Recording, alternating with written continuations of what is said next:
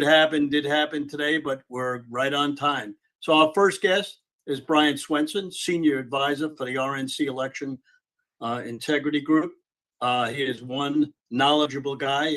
All the people I've ever come across on election integrity, he's the man. So Brian, come on down. Hey, thank you so much, Steve. And I appreciate the opportunity to come back onto your show. It's a really time right now in America for all things election integrity. We have a wonderful leader in the White House. We have control of the Congress and the Senate.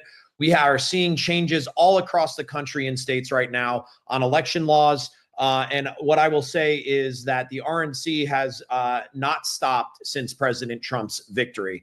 A little bit of a background. Last election cycle, I served as the National Field and Election Day Operations Director for President Trump. So those of you that were on this call last year when I was talking about the Trump Force 47 program and what we were doing for election integrity at the RNC in conjunction with the Trump campaign. Last election cycle, to give everyone context, we had 150 staff deployed across 18 states for President Trump's election integrity program. We recruited over 230,000 volunteers, 6,000 attorneys who helped us on election day and throughout early voting. And for all of our target counties and municipalities, for the first time ever, the RNC was able to get 100% coverage, or up to, I think it was 99% was our smallest one. But we had the best coverage we've ever had in any election cycle. And then we also launched a data department for the very first time that was solely focused on dealing with election data and a number of different issues that would arise for election integrity matters. To give everyone some insight, what that department has done from last election till now, which is something that the RNC is currently looking into, is we identified 6,000 voters who had been registered in different states and had voted twice. There's a lot of numbers that have floated around.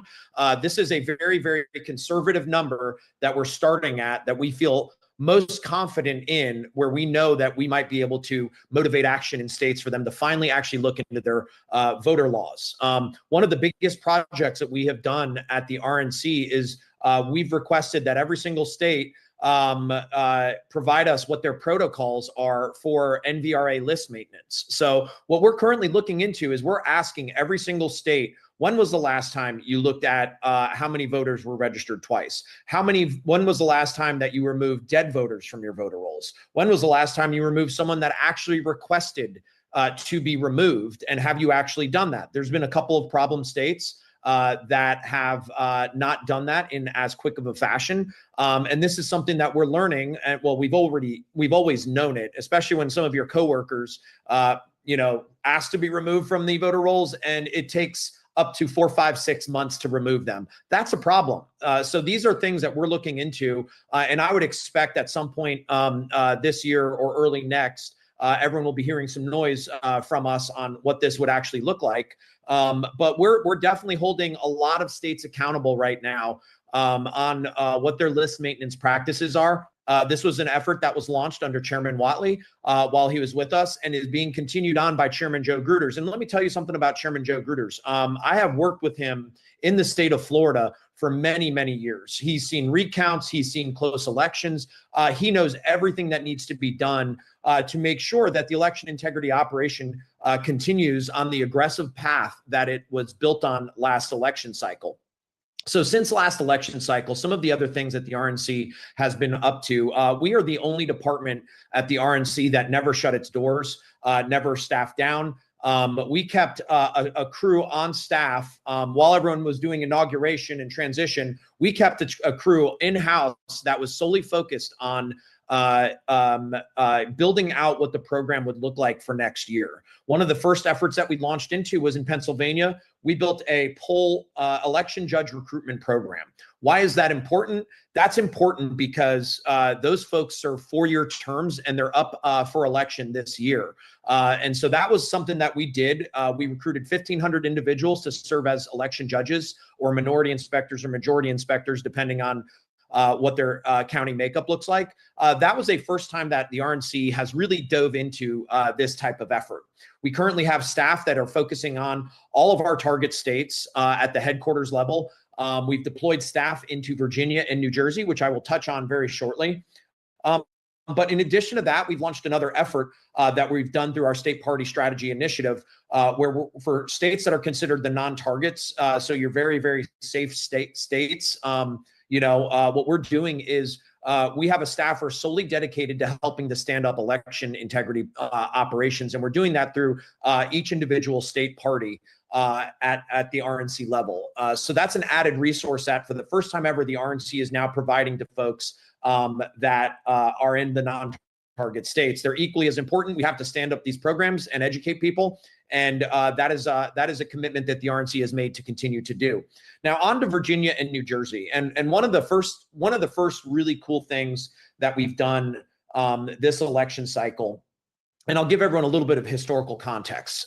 Since 2000, I think it was 17 or 18, forgive me if the date is off, when the consent decree was lifted at the federal level, that allowed for the RNC to finally participate in election day operations. So really what that means is stand up and build an election integrity program. So since 2020 was the RNC's real true first foray into diving into election integrity. It wasn't called that at that time. It started to get called that in 2022.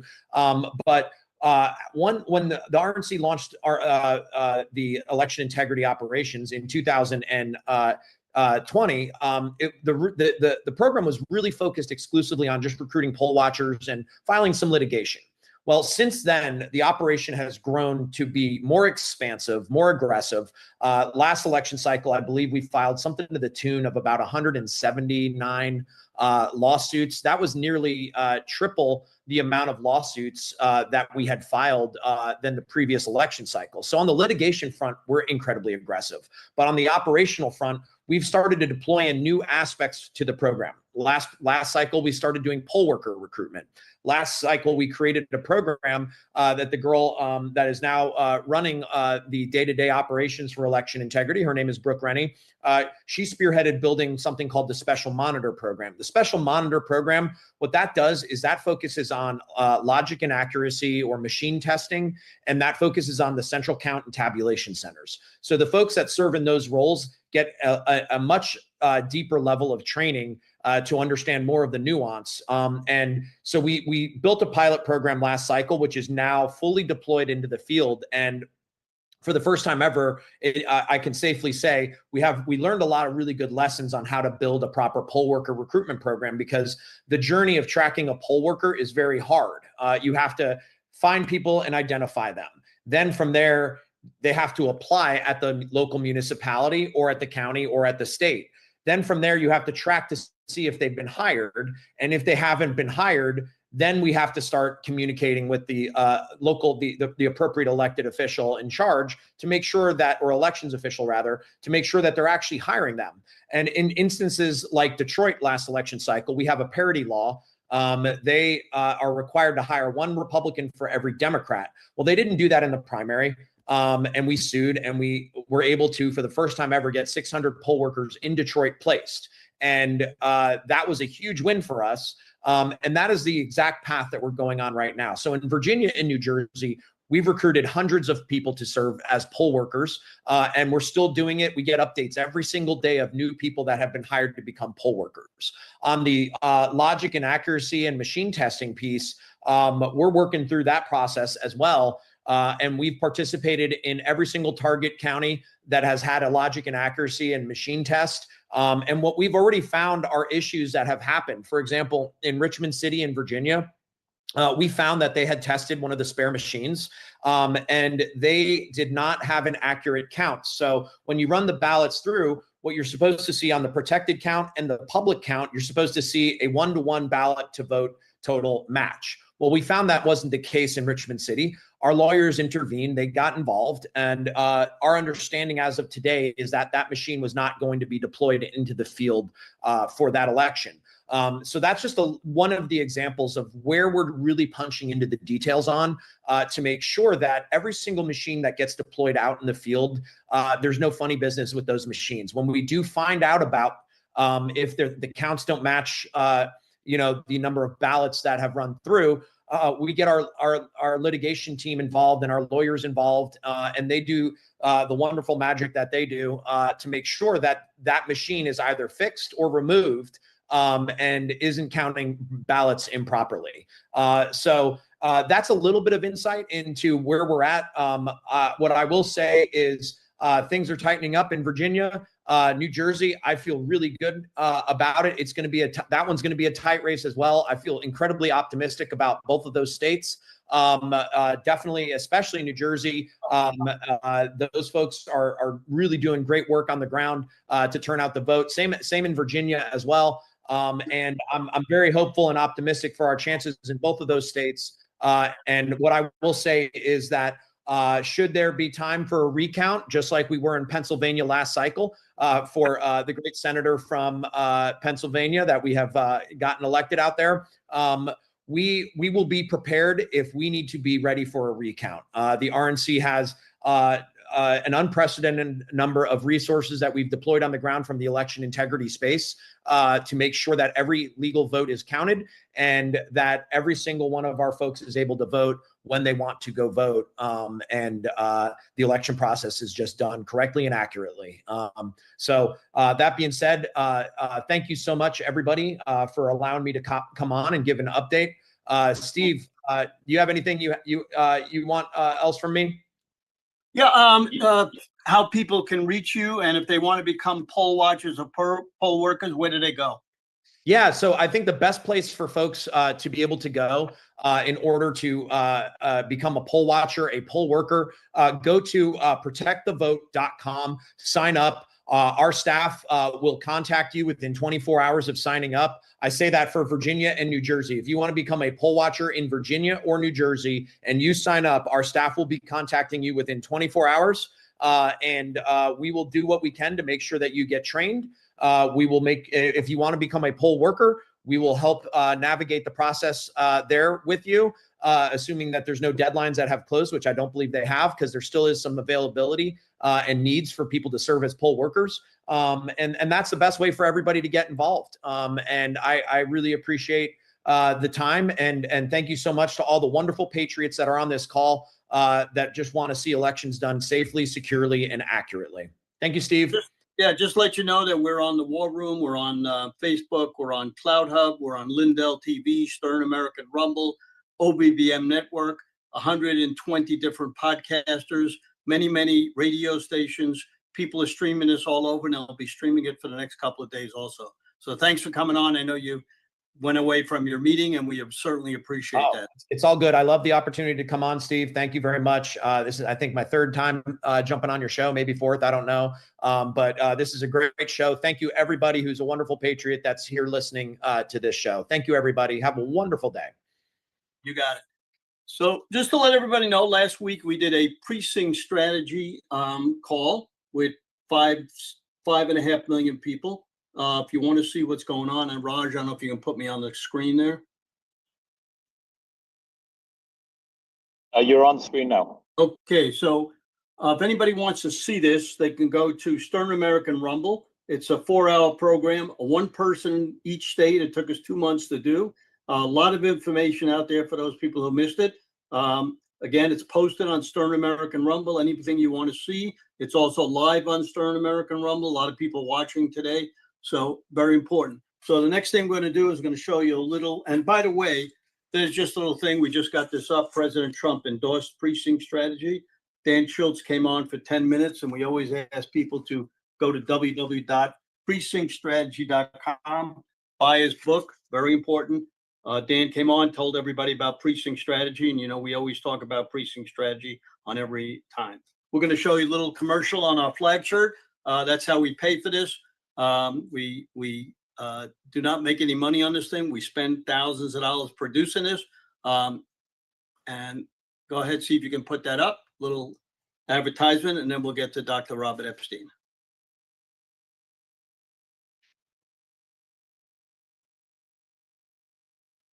What defines the American spirit?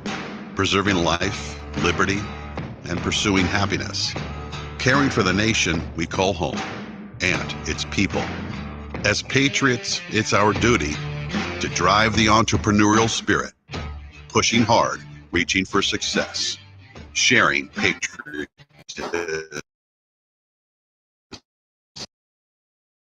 The American way of life is for all to live. Little technical difficulties, don't worry about that. So we're going to bring on Dr. Robert Epstein, senior research psychologist at the American Institute for Behavioral Research and Technology. In 2024, he forced Google to back off on its interference in the presidential election, in which gave President Trump at least 5 million more votes.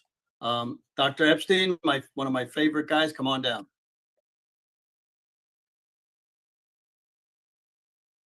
Raj, can you get him on?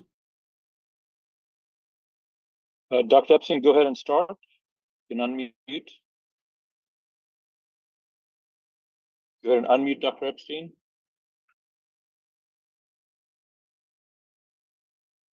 Click on the unmute button on the bottom of your screen, like a microphone icon. Okay. All right, got me now? We got you. Okay, great.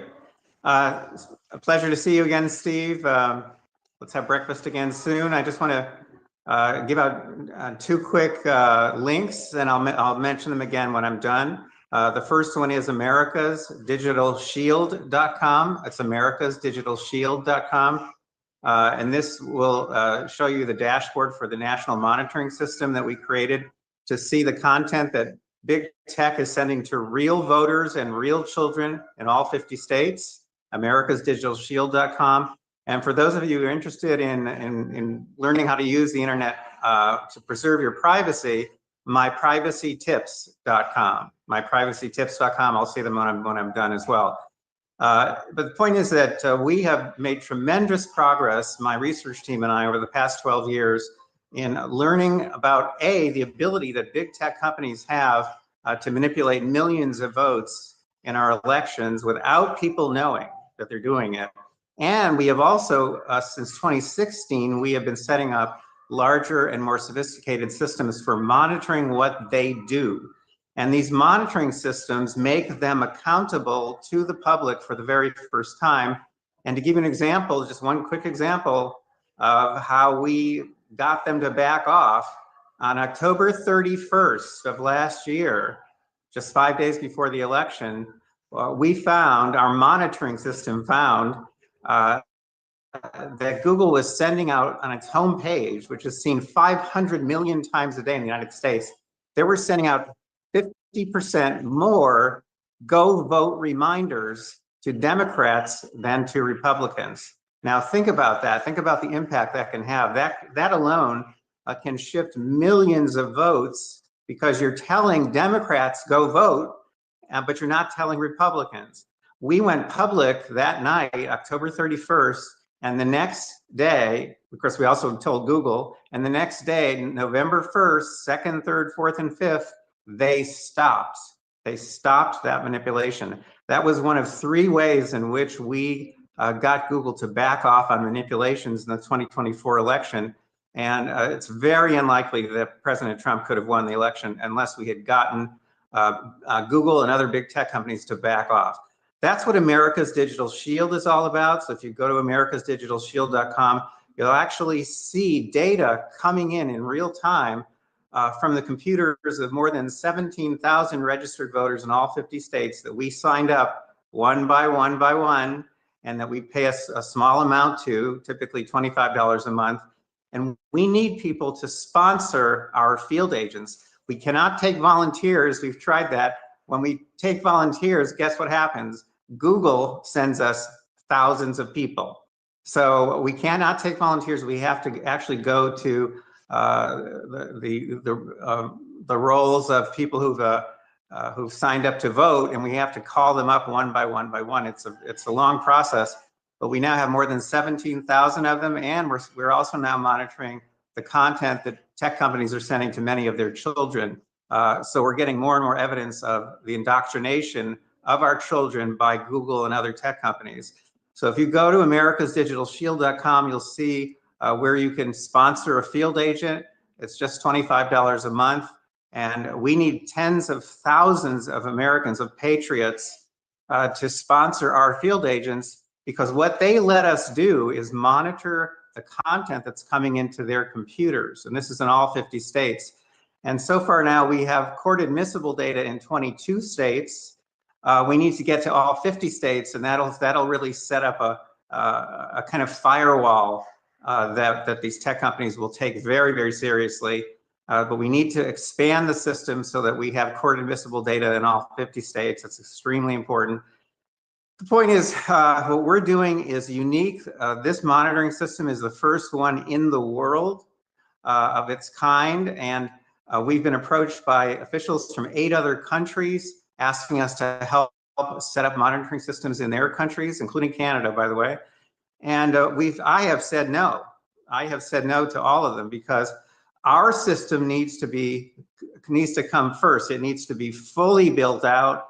It needs to be made permanent. It needs better security. It needs tremendous security, because the more data that we have, that we've preserved from these companies, the greater the threat we pose to the kinds of shenanigans that they are perpetrating on the American public.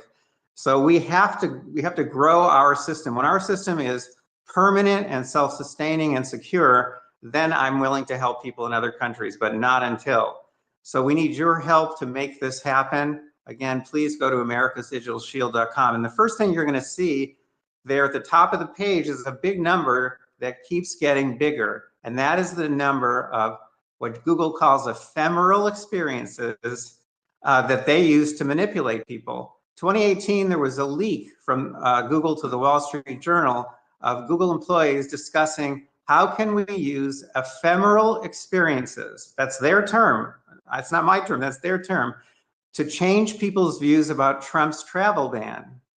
What are ephemeral experiences? Those are those brief experiences you have when you see search results, or you get an answer from an AI, or you see a news feed. All that stuff affects you, and then it disappears, it goes off away in a puff of smoke. It's ephemeral. And that is why Google uses ephemeral experiences to manipulate, because normally it does not leave a paper trail. But our monitoring system grabs that content off the computers of all of our field agents in all 50 states. It grabs the ephemeral content and it preserves it, and we analyze it in real time. And that's what you're seeing on that page, americasdigitalshield.com. You're seeing that we have now preserved more than 127 million of these experiences, analyzing them. And if you scroll down farther on the page, you will see the extreme political bias in content that is coming from Google Search, YouTube, and other platforms. And that bias in the content shifts the votes, not of you perhaps, but it shifts the votes of people who are undecided, people who are vulnerable.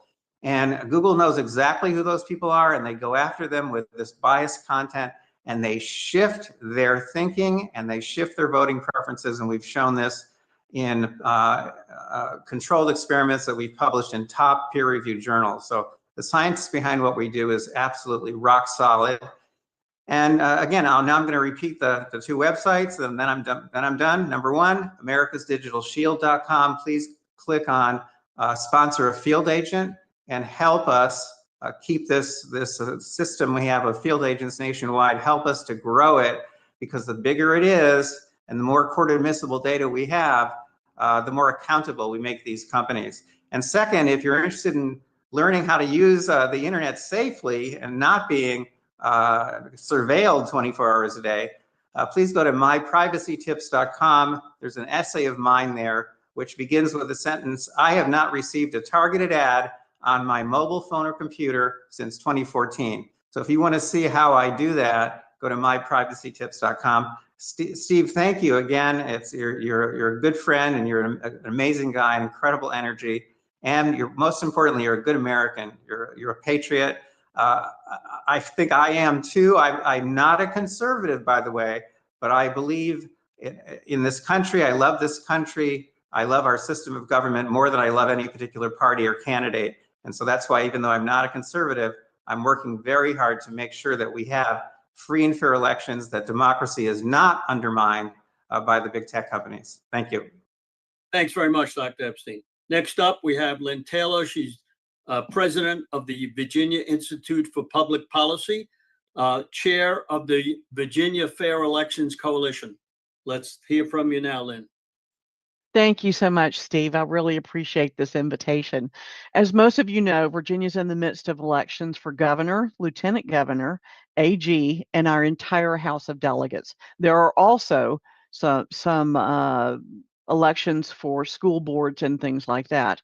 In Virginia, we don't have an election day. We have an election season because we have 45 days of early voting. Virginians began voting on September 19th.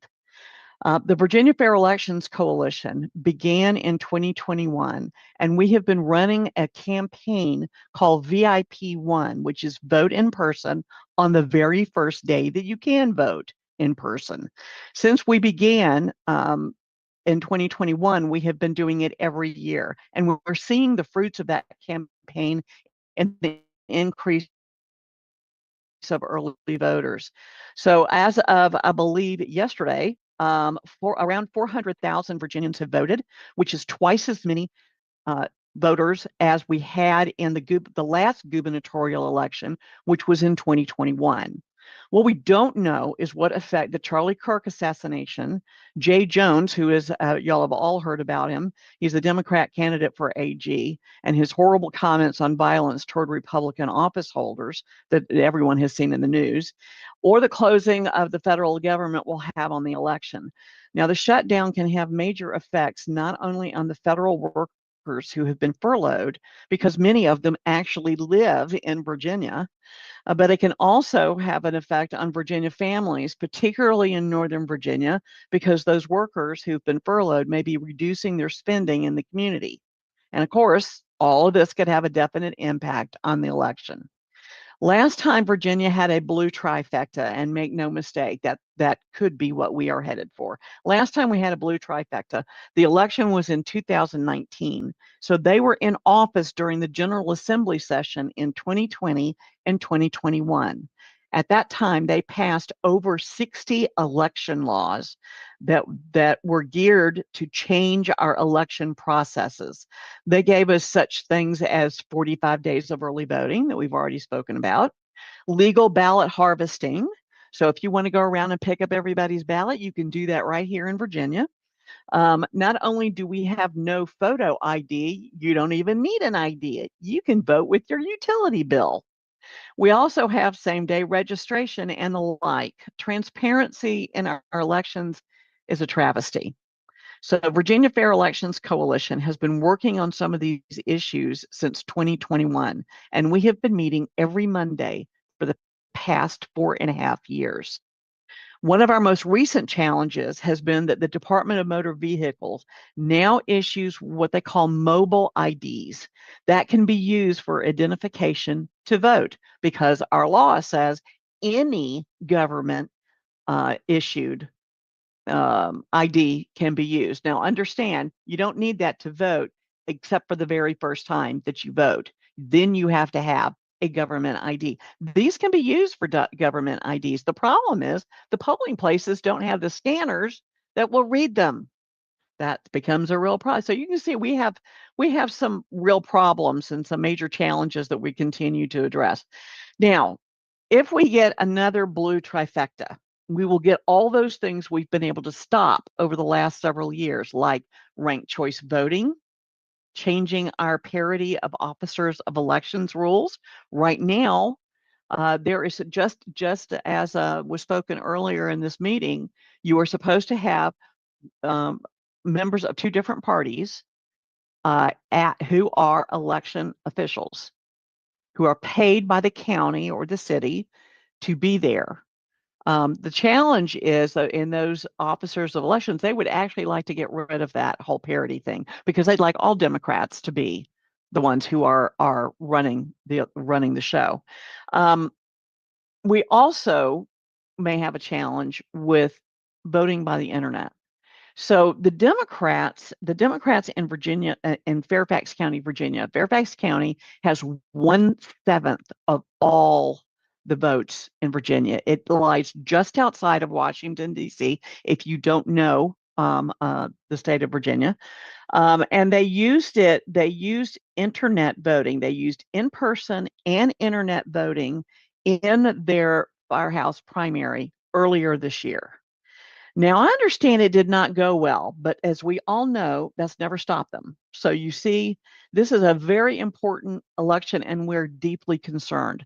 Now I want to get to what you can do now. First of all, if you live in Virginia, you are a resident of Virginia, go vote. Go vote right away, just as soon. VIP 1, vote in person on the very first day that you can vote. I know that lots of people like to wait until election day. Here's the problem. If you go and vote on election day and you get up to the front and they tell you, oh, I'm sorry, you've already voted, you still get to vote, but it's a provisional ballot.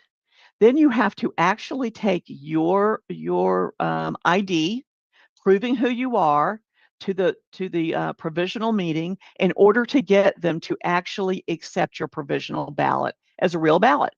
Now, if they do, the very best that you can do is offset the vote that's already come in your name. So if you are actually voting earlier and somebody else tries to come in on your name, they can't prove who they are. So that means that your vote counts. So get out there. If you are a Virginia resident and a U.S. citizen, go vote right away. So the second thing that you can do is to sign up to be a poll watcher or an officer of elections. We specifically need officers of election. It's very important. Virginia has an election every year. And so what has happened is that a number of folks who have been working these elections are tired and they're not necessarily coming back out. So we need anybody and everybody who's a Virginia registered voter to please come out and sign up to be an officer of elections. Now, we do training on poll watchers and officers of elections every Monday evening at 7. And as soon as I get a moment, I can't actually do two things at once. I will put that link into the chat so that you'll have it. We also that's on Mondays at 7. On Tuesdays at 7, we actually do a deeper dive on some of the topics like same-day registration, the CAP, which is Central Absentee Precinct, in-person absentee voting, logic and accuracy. Next Tuesday, a resident expert, Clarabelle Wheeler, who many of you have heard of, will be presenting our training on same-day registration because it's a challenge, let me tell you. I will put those, as I said, I will put those into the chat so that you can get a hold of them. Now, AMAC Action, that's the Association of Mature American Citizens Action Division, just sent out an appeal to their 58,000 Virginia members, asking them to come out and be poll watchers and election officials.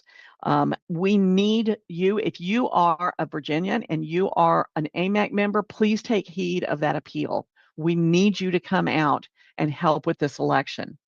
So as everyone probably also knows, there is a debate on tomorrow at 7 p.m. It's at Norfolk State University and it's being hosted by Nexstar Media Group, which broadcasts in Virginia on WAVY 10.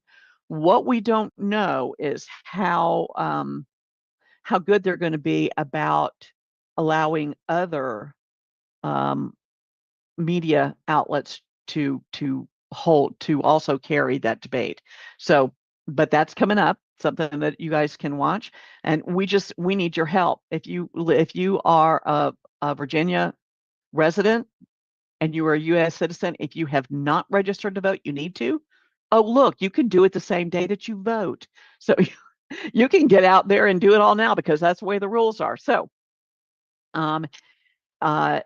yes, I'm just going to answer this one question if I could, Steve. To vote in Virginia, you have to be a citizen of the U.S. That is absolutely correct.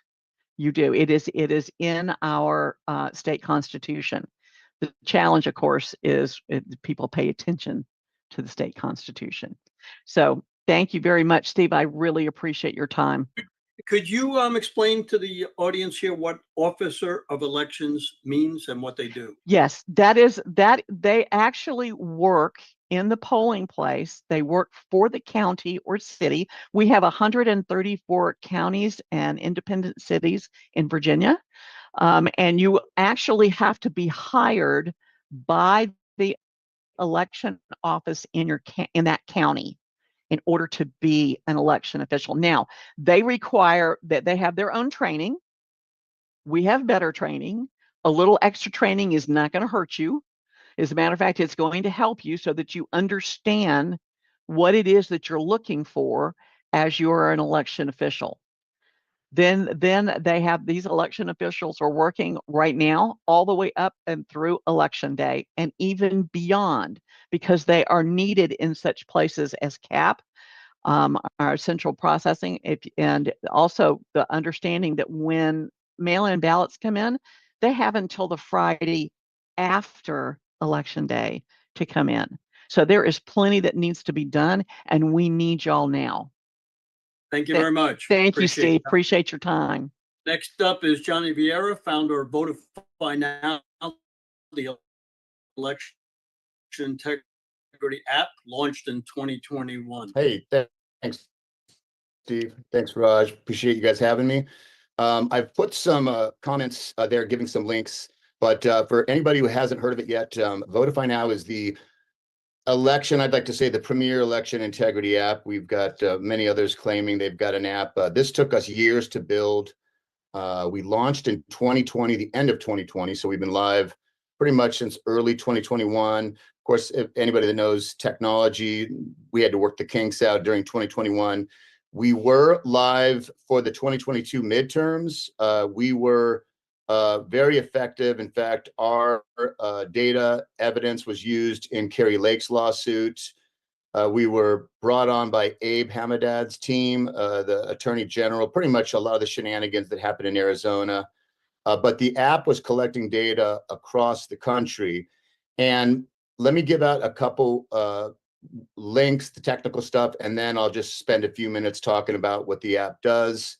So at votifynow.org, you can learn all about the app. You can, I suggest, and I encourage everybody to please go to votifynow.org and then watch the 2-minute explainer video, and you will absolutely know everything about the app. And you will see, rather than me trying to explain it right now, votifynow.org, you watch a simple explainer video, and that will tell you the functionality of how the app is so effective, what it does. I can't do that explainer video justice in the few minutes that Steve and Raj have given me. And you know, everybody should do it on their own. Also on that website, you have the links to the Google Play Store for an Android version, and you've got the link to the App Store for the iPhone version. And after you watch the explainer video, we encourage people to then watch right next to the explainer video is the how to use the app video. Again, 2 minutes. It'll show you exactly screenshots of the video, what to click. In a nutshell, we want poll watchers and regular voters. We want everybody to have the app on standby, ready to go. The basic functionality is you open the app, you choose the election integrity issues. It'll ask you to click what type of issue you're seeing. If you don't know really what you're seeing, you could just hit miscellaneous. Instantly, a box comes open to say what, it'll ask you what you're seeing. It'll allow you to take a photo or a video or upload a document. It'll then ask you to hit a button. One button automatically geo-locates where you're at, gives it a timestamp. You hit submit, and all that information comes into our secure database, which we then store. We keep chain of custody, and then we get that to the attorneys and different people around the country that we work with so that all this data evidence is preserved. That's one functionality that we use for the candidates and their teams. They get that tranche of data that they could use in case there's anything going wrong. They've got instant access to video, photos, any description. They've got instant access to all this data at their fingertips to be then turned into jurats or affidavits if they're contesting anything in their election. We were highly used in the 2022. I will tell you guys, funny enough, for the 2024 election, we were ready to go. The app has been running like a well-oiled machine for years by the time 2024 came along. And thank God Trump won in such a landslide, there was no use for our evidence to be used like there was in the 2022. Now, I can guarantee you in these 2026 midterms, there's going to be all kinds of stuff going on. And we're definitely focusing on Virginia. We're focusing on probably about 15 key states, California as well. Anything where there's important races, we're focusing on it. But let me quickly go back to the functionality. I gave you guys the functionality for candidates and their teams. The way the app is great for just regular citizens like you and me and others or poll watchers, when someone submits an issue and hits send, one version goes into our secure database with all the details that's used for legal battles. Then a little more basic version of the incident goes onto our map that you can access on the app. When you open the app, you'll see a view of the country. You could zoom into your hometown, or you could zoom out and look at the country, and you will see all the dots on the map of incidents that are happening across the country. They're color coded, red being the most nefarious. Then I believe orange is a little more mild. We use AI to determine what type of incident we think we're viewing. Now, it's not perfect, but the reason why we implemented AI is because during election time, especially during election day or the days leading up to it, sometimes the incidents are coming in so quickly, it's very difficult for us to process every incident. So we use AI to take a quick view of it. And then, of course, we do the research afterwards when we have a little more time. But we needed something to assist us if, 100 incidents are coming in a minute. That's just too much for our team to process. We don't have a big team. I'm the founder. I funded it. I take 0 donations. This costs nothing. We don't think that anybody should profit from this type of stuff. I understand that candidates need to do, they need donations. We refuse all donations. We don't want anybody interfering. We don't want anybody thinking that we're making money off of this or that anybody could buy the data. Everything is absolutely free at cost. There's no cost for the app. But getting back to the colored dots, this is critical because any citizen can open up the app and hit the button that says view incidents. And when you click that, you'll get the map open up, and then you can literally see it. And just like on Zillow or Redfin, where there's like a map and then dots on it of a property, well, these dots, you could click the dot and then it'll open the description and the video of what you're seeing.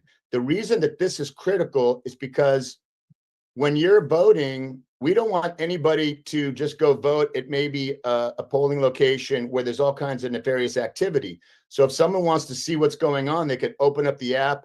If they see a bunch of red dots and all kinds of craziness, like what happened in Arizona in 2022, I mean, it happened everywhere, but 2022 especially, you would see a certain county just plagued with dots, or certainly certain locations were plagued with red dots. People could read what's going on. Maybe they might want to change where they're voting or what they're doing based on what they're seeing. And this is all in real time. The moment somebody reports an incident, within about 5 to 10 seconds, that incident is viewable by the whole country so that everybody can get a view. Also, when someone is reporting an issue, our app is learning what type of shenanigans is going on, and it's sharing that data within the system so that it knows what to look out for, because there's usually patterns of what the bad guys pull. The app can also be used for early voting. Someone sees somebody doing some ballot harvesting where they're not supposed to, or someone is finding piles of dumped off ballots. They could report it. The app has multiple uses. It's not just on voting day. It's not just for poll watchers. It could be used by anybody, again, free of cost. Just to wrap it up real quick. And by the way, I want to say thanks to Steve and Raj. Steve was the very first guy that I talked to. He is such a patriot. And he was the very first guy I talked to when I launched. I was in Florida at the time. He's in Florida. And Steve made a lot of things happen. And I do owe him a lot of gratitude for that. So thank you, Steve. Steak dinner. We've always talked about I owe him a steak dinner. And now I think it's up to like 50 steak dinners at this point. But the other thing I'll encourage, in case anybody wonders if what I'm saying is accurate, please go to votifynow.org. After you watch that explainer video, go to the news and press button at the top of the website. It's one of the menus. You could read that we've been interviewed by just all the, Newsmax, John Solomon's Just the News. We've been interviewed by all the vetted press organizations that report accurately. So obviously, the app is the real deal, or certainly we wouldn't get interviewed by so many reputable agencies and journalists. And I think that's pretty much it. Unless anybody's got. Thanks. Now we got to move on. Thanks very much, No Johnny. problem. Appreciate Thanks, it. everybody. Go to fineout.org and then download the app. Thanks, Steve. All right. Appreciate Our it. next guy was introduced to me by Steve Gillen. And why this is important, because the next guy I'm going to introduce you to has the passion that I do, but maybe even more, is a little bit younger, so he can work a little bit harder. So we're going to introduce Joe DeBox from Long Island, founder of the America First Warehouse, one of the largest MAGA guys that I know, supporter of President Trump, America First podcaster. I was on his podcast the other day. Thank you very much.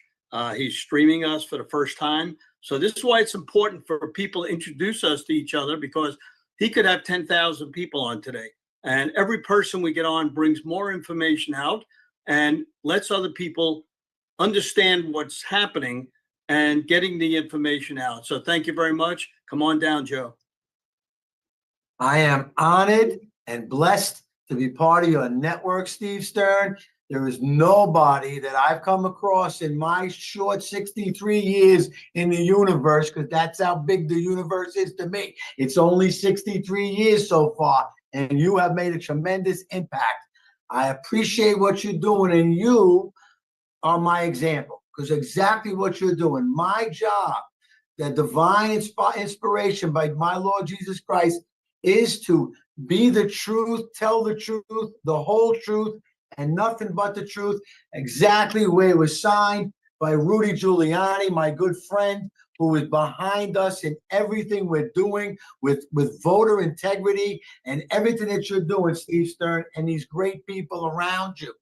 I must say, what we know about Virginia, Winston Sears is a Marine. We love her for that. We feel that she is a America First candidate. We have a big picture of her on the wall and the warehouse outside.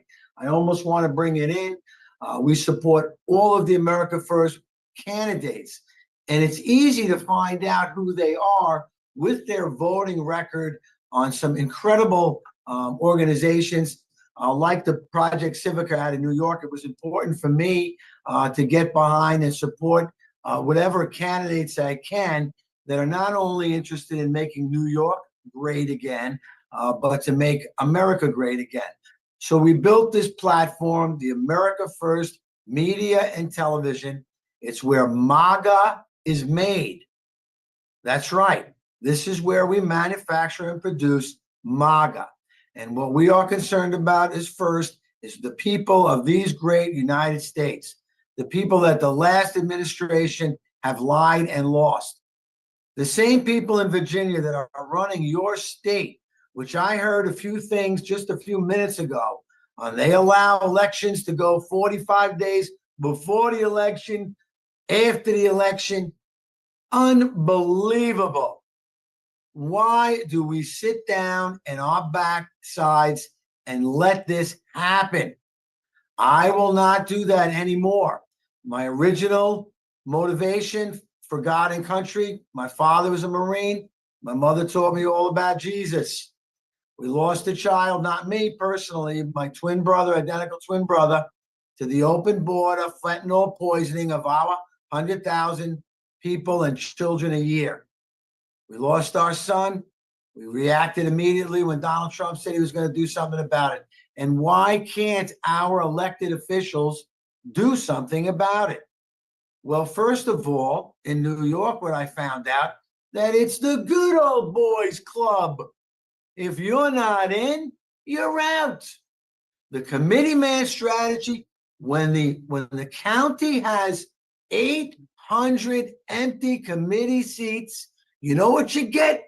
You get DEI, you get Muslim representation, you get people that do not agree with us.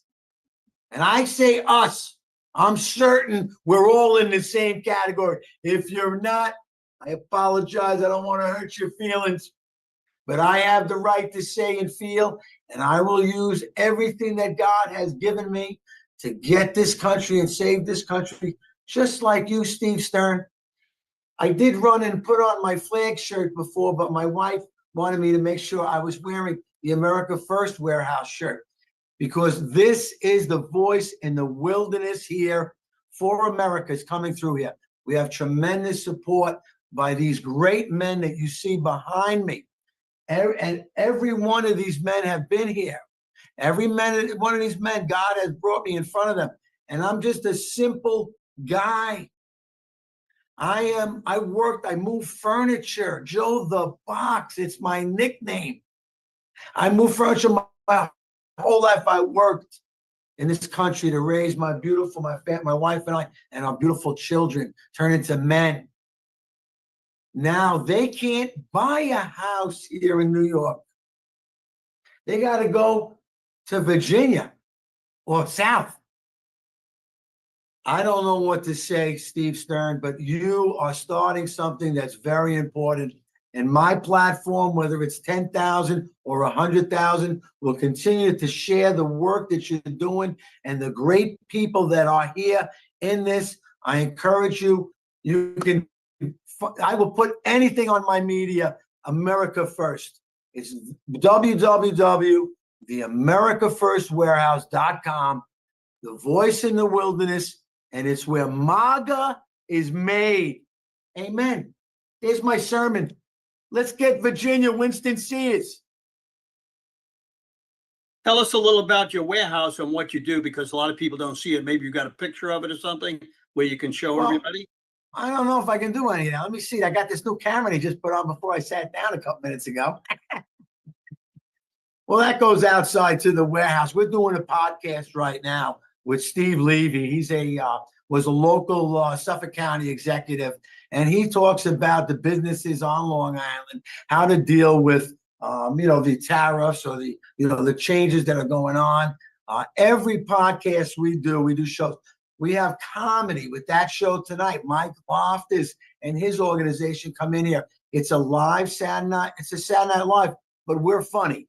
That's how we see it. You don't have to watch it. You can go watch Jimmy Kimmel. We're all right with that.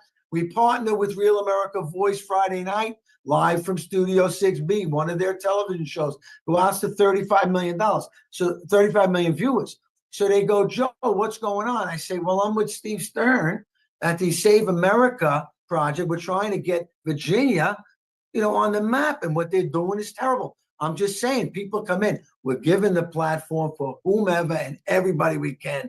We all feel the same way. Otherwise, we'd be working, making money, going feeding the poor. We'd be doing great things. But we have to save the country, every one of us. So, the America First is media and television. That's what we're building. It's not there yet, but it's very close. And the news division is going to be Rudy Giuliani. He told me himself. How do people reach you, Joe? www. You got to put that in because you won't find me without it. The America First Warehouse. TheAmericaFirstWarehouse.com. One word. Thank you for the opportunity. Steve, it's not me. It's not you. It's not the money that we work so hard to make. It's the American people that are getting lost and gobbled up by the global elitists that live in Virginia. Thank you very much. Thank Next you. up, we got Harry Hurry, chairman of United, the number 4 Freedom. Harry, you on there? I'm here. Can you hear me? We can very well. Thank you, Steve and Raj, for having us on again. For those that don't know the name transition, we used to be called United Sovereign Americans, but there's such ambiguity about the word sovereign these days because of political misuse and arguments about the term. We went ahead and changed it to Unite for Freedom. But the fact is that we are, focused, as we always have been, on a broad countrywide effort. We now are hovering around 32 state chapters. We have thousands of volunteers. And really because of kind of representing or showing my background as a cyber forensic investigator, we've focused on tremendous data analytics. We've got a great data analytics team. We've got almost 100 data analysts that are, many with 10, 20, 30 years of experience. And of course, some cyber forensic investigators can be found as well. But the fact is that we knew from the very beginning in 2020, when I'm sitting in Arlington trying to figure out what happened to the 2020 election with, we didn't really have a program for analytics that looked at artifacts or indicators. And we heard some great things about how to aggregate the indicators from the field, but you can also see all of this in the data itself, because whatever they're doing, whenever they're doing it, they leave artifacts. It's very hard to change things and have all of the cross-foot of the rows in the table and the columns in the table to agree with each other. It's very hard to zero it out. We see indications of this starting in 2020, continuing in 2022, a little bit less in 2024, but we have a system integrity problem. I like to talk about this all the time, is that it's not just the machines. The machines are bad, no question. We shouldn't be using them, but it's, in addition, it's the voter registration rolls. It's the way that the tabulation results are aggregated. And then because of the work we were doing at Unite for Freedom, we start seeing in 2022 significant behind the scenes manipulations of the actual vote. And the reason we can do this is in some states we have very high resolution on the back end data, the recording of the voter histories. There's millions and millions of unexplained edits going on. And there will be a report being released on this more broadly soon. But right now, what we've been focusing on is, do the state officials actually know? Do they actually know who is voting out there? And the numbers are staggeringly bad. We call them the phantom voter report. These are individuals with bad voter registrations. There's individuals that can't be found. The fact is that we even have a very large number of votes where we have votes but no recorded voters. So there's millions. I mean, people don't understand this. The vote to voter discrepancy, as we've traditionally called it, but now we're calling it the missing records problem. We seem to somehow get all sorts of votes into the system that don't have any recorded voter associated with them. Some of you may be familiar with the Orange County, California report that we helped Joe Hoft with, and we found a very, very high error rate in the registrations.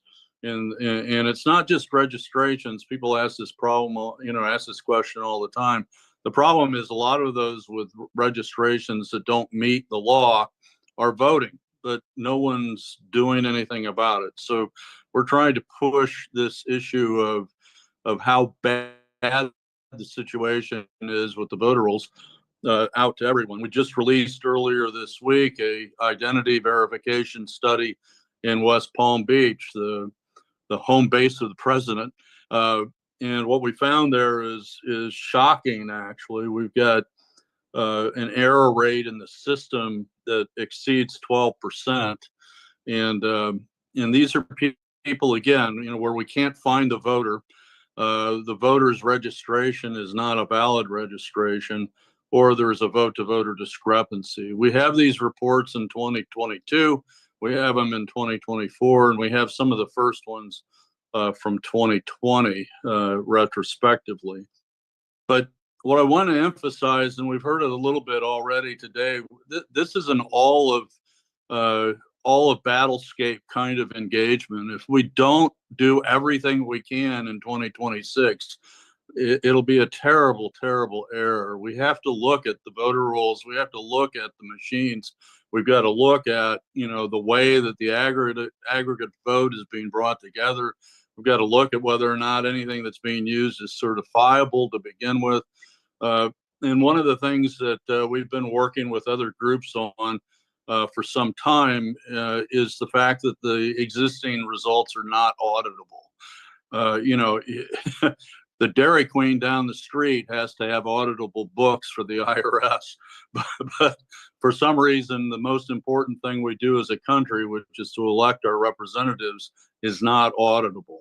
And we all know what that reason is. There's officials, bureaucrats, elected officials, nefarious actors in the background that choose to degrade the system. We have all sorts of narratives, about denying people the right to vote and whatnot. But the fact of the matter is, denial of the right to vote exists every bit as much in the other direction. When somebody votes that's not supposed to vote, it's a direct dilution of the vote. It's illegal, but we can't get the judges, we can't get the FBI, and to take any action on these things. This is starting to change, thankfully, under the current administration. We've been heavily engaged with Washington since the Trump wave came into town, and we continue to help them however we can. We're engaged with multiple U.S. attorneys now. We have FBI agents for the first time that are legitimately, in years, legitimately looking at the scale of the problem that exists. Now, people ask me also about, what this evidence shows. This evidence shows that the officials do not know who's voting, which is a statutory requirement, just to be clear. It's been election fraud by definition for years. When you give a ballot to somebody you don't know who they are, which under the U.S. Constitution is an eligible U.S. citizen, they're committing election fraud.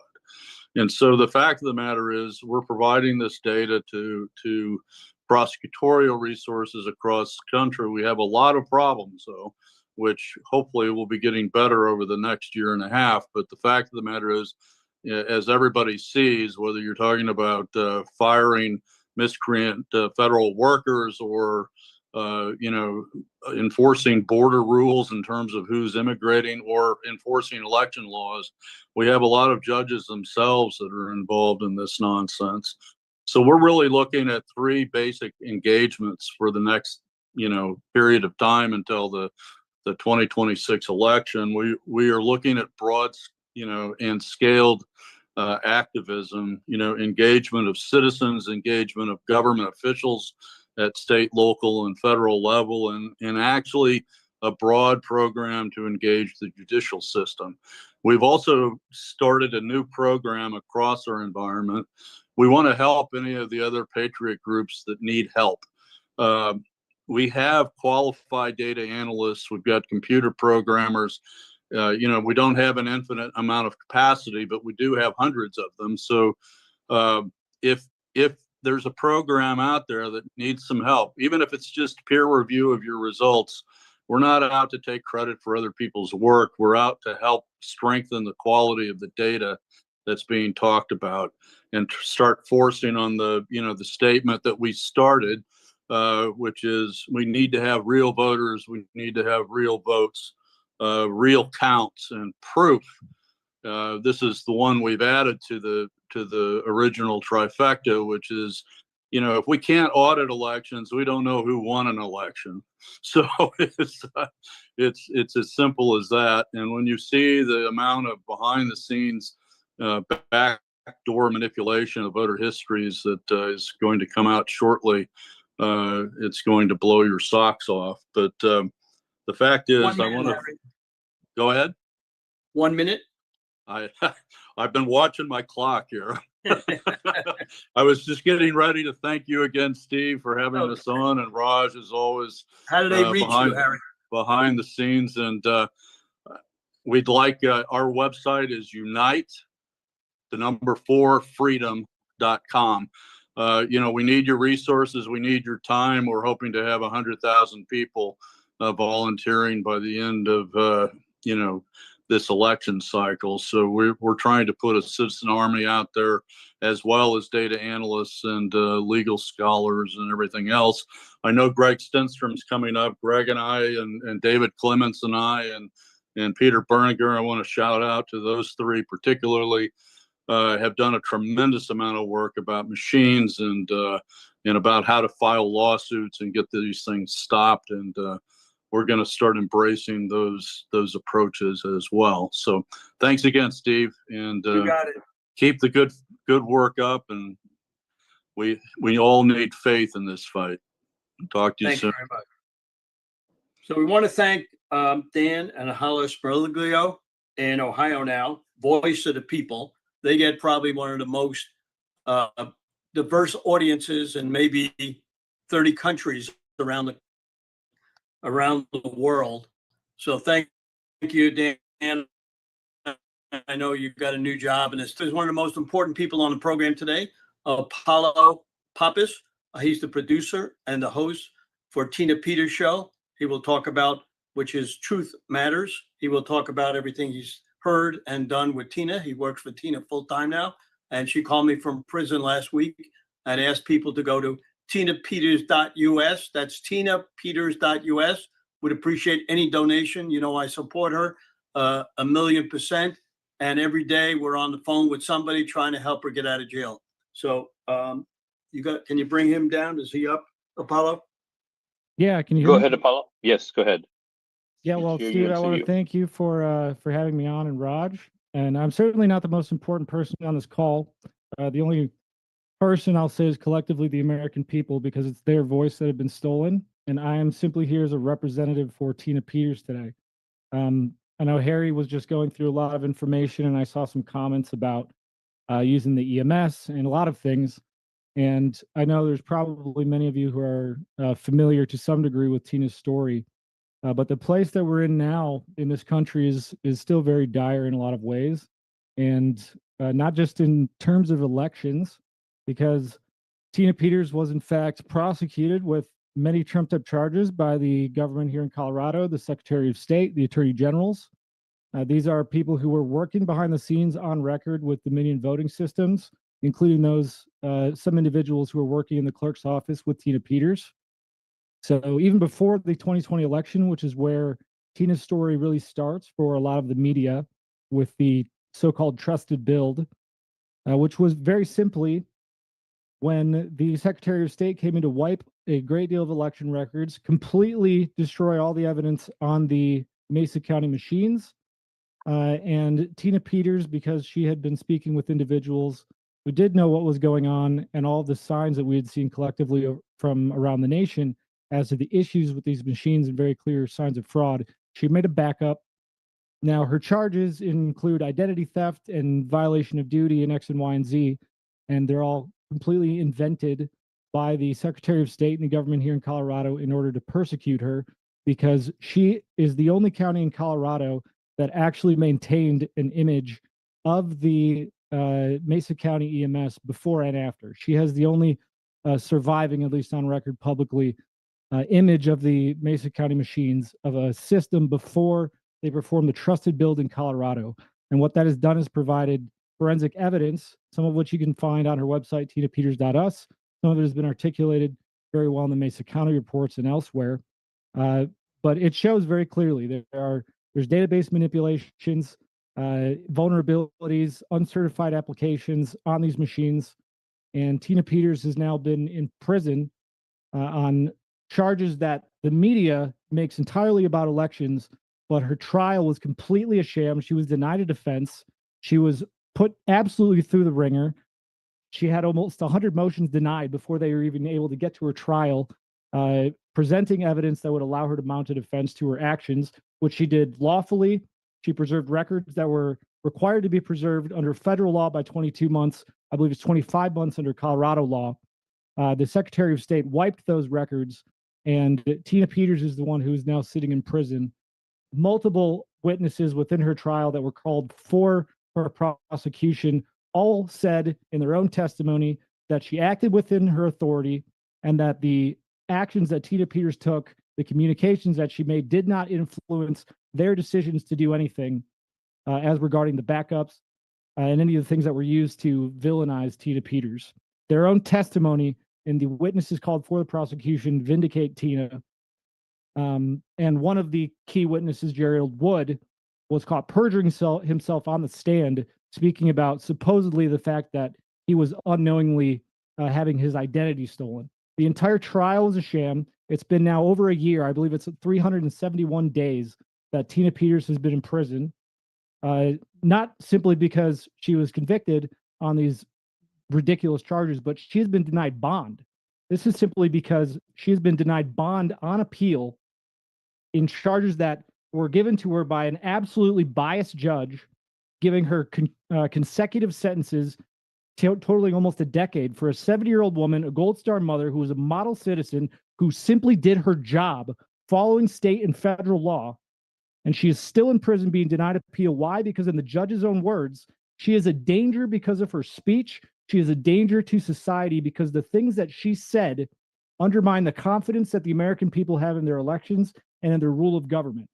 So this is not only a very stark issue for Americans in terms of elections, because this evidence has been seen by FBI. FBI and federal officials were communicated with from the government in Colorado going up to this. So they were aware of it. The evidence that Tina Peters preserved is related to a federal election. So these are federal election records. The supremacy clause was completely thrown out and ignored in her trial. And Tina Peters needs your help. There have been a lot of people who've been saying they're helping Tina, and I'm not going to get into details right now, but unfortunately it's not true. Tina Peters is still, despite Kash Patel and some of these individuals talking about the ending of weaponization, well, I hate to tell you, Peter Navarro is out of prison. That's a blessing for America because he shouldn't have been in there. Steve Bannon is out of prison. We've had progress on the J6ers, but there's still a lot of work to do. But weaponization is still happening because Tina Peters is still in prison, and she's still in prison because she is simply being denied bail. The judge made a mockery out of the Constitution, out of free speech, 8th, 9th, 14th Amendment. There's multiple aspects to this where Tina's rights were violated, but this is in the judge's own words. And that is, by the way, a violation of judicial canon. Colorado has 3 primary canons as it relates to the behavior of the judiciary. They are to act impartially, uphold their duty, and carry it out impartially without bias, and to maintain confidence in the government and the judicial system.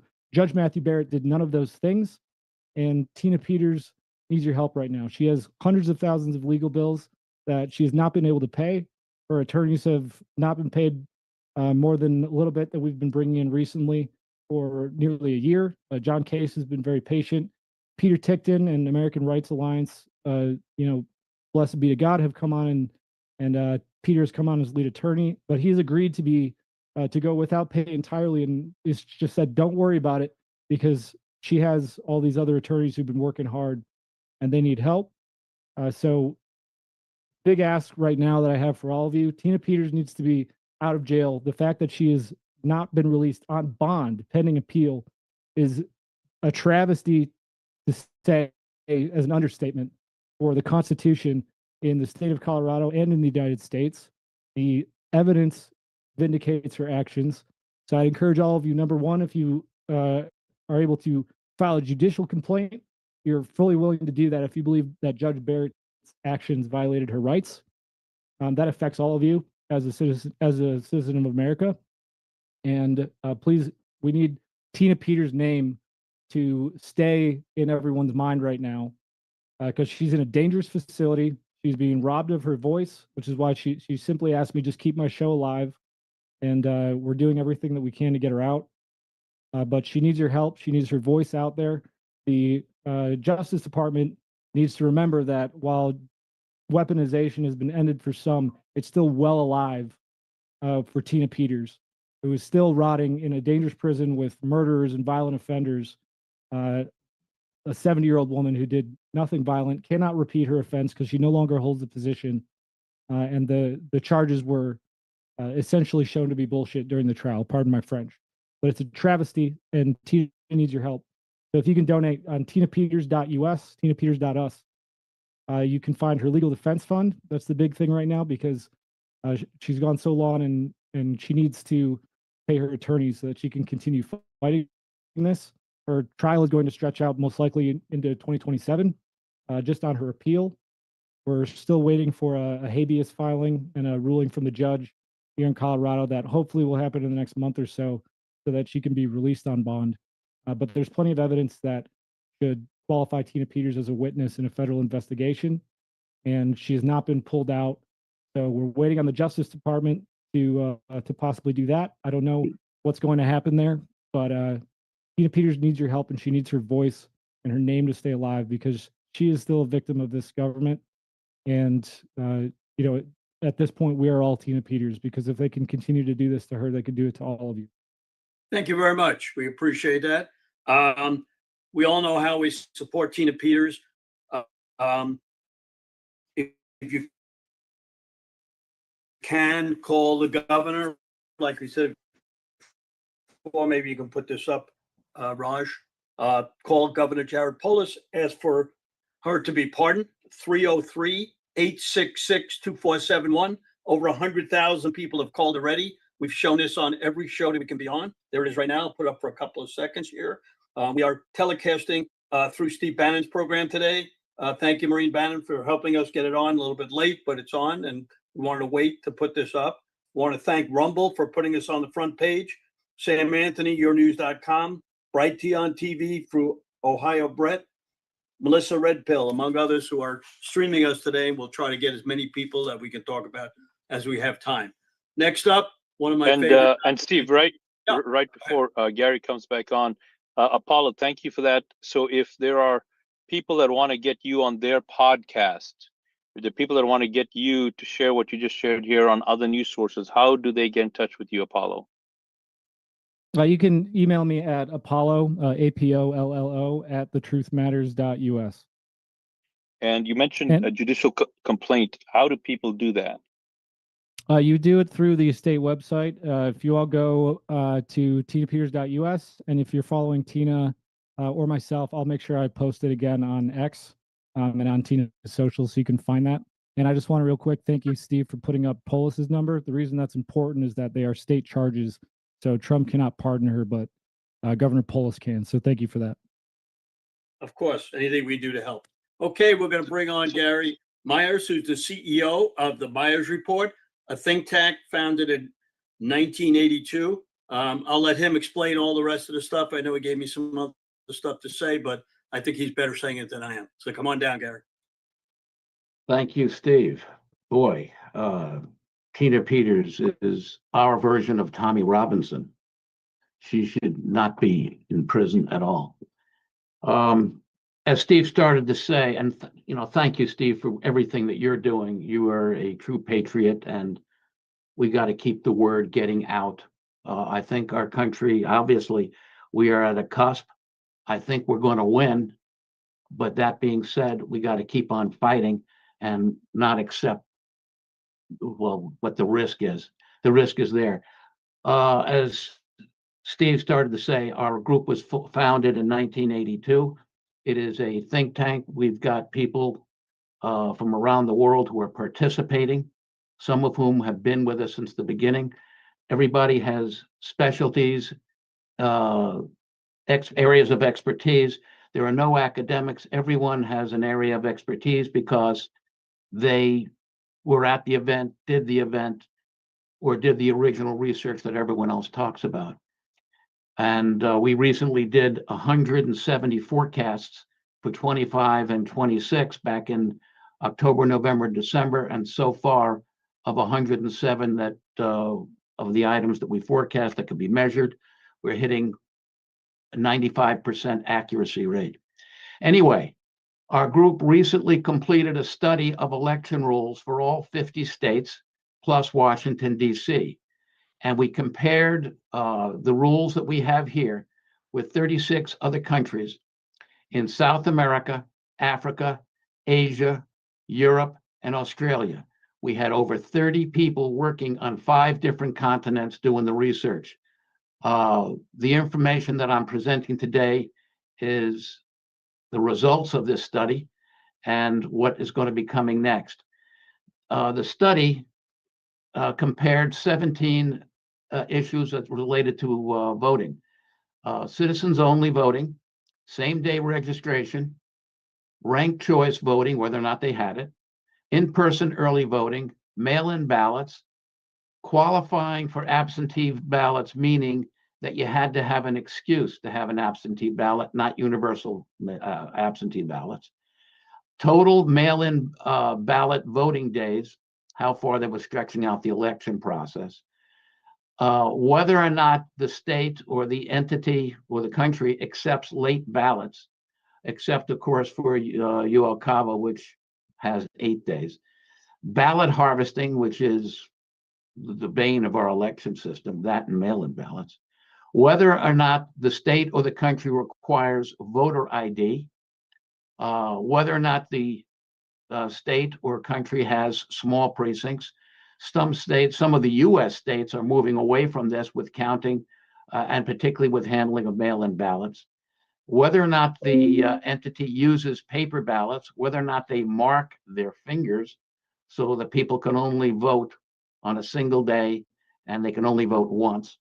Whether or not they are counting the ballots using manual and optical scanners versus touch screens, whether or not they have routine audits, whether or not they get quick results, and whether or not the consumers or residents or citizens have ready access to voter rolls.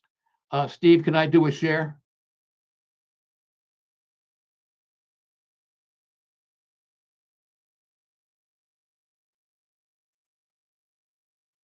This is our latest study, and these are the updates. Basically, of all 50 states, we had a scoring system of 0 to 100.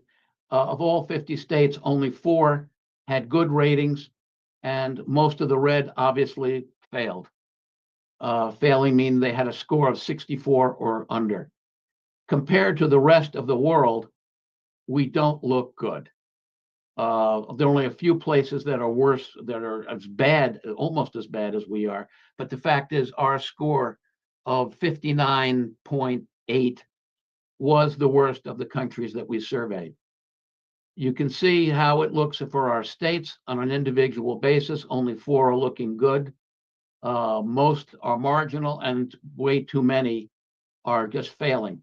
Compared with the overall average of other countries, which had an average of 88, we scored 60, or actually the US had 59.8 versus 88 for the African countries we studied, 88, 85 for Latin America, and so forth. Compared, you can see the individual countries, and we were, as I said, 59.8, which rounds to 60. Germany and Australia were just about as bad as we were. And here it is by individual country. Now, basically, citizens only voting. 75% of the countries surveyed require only citizens voting.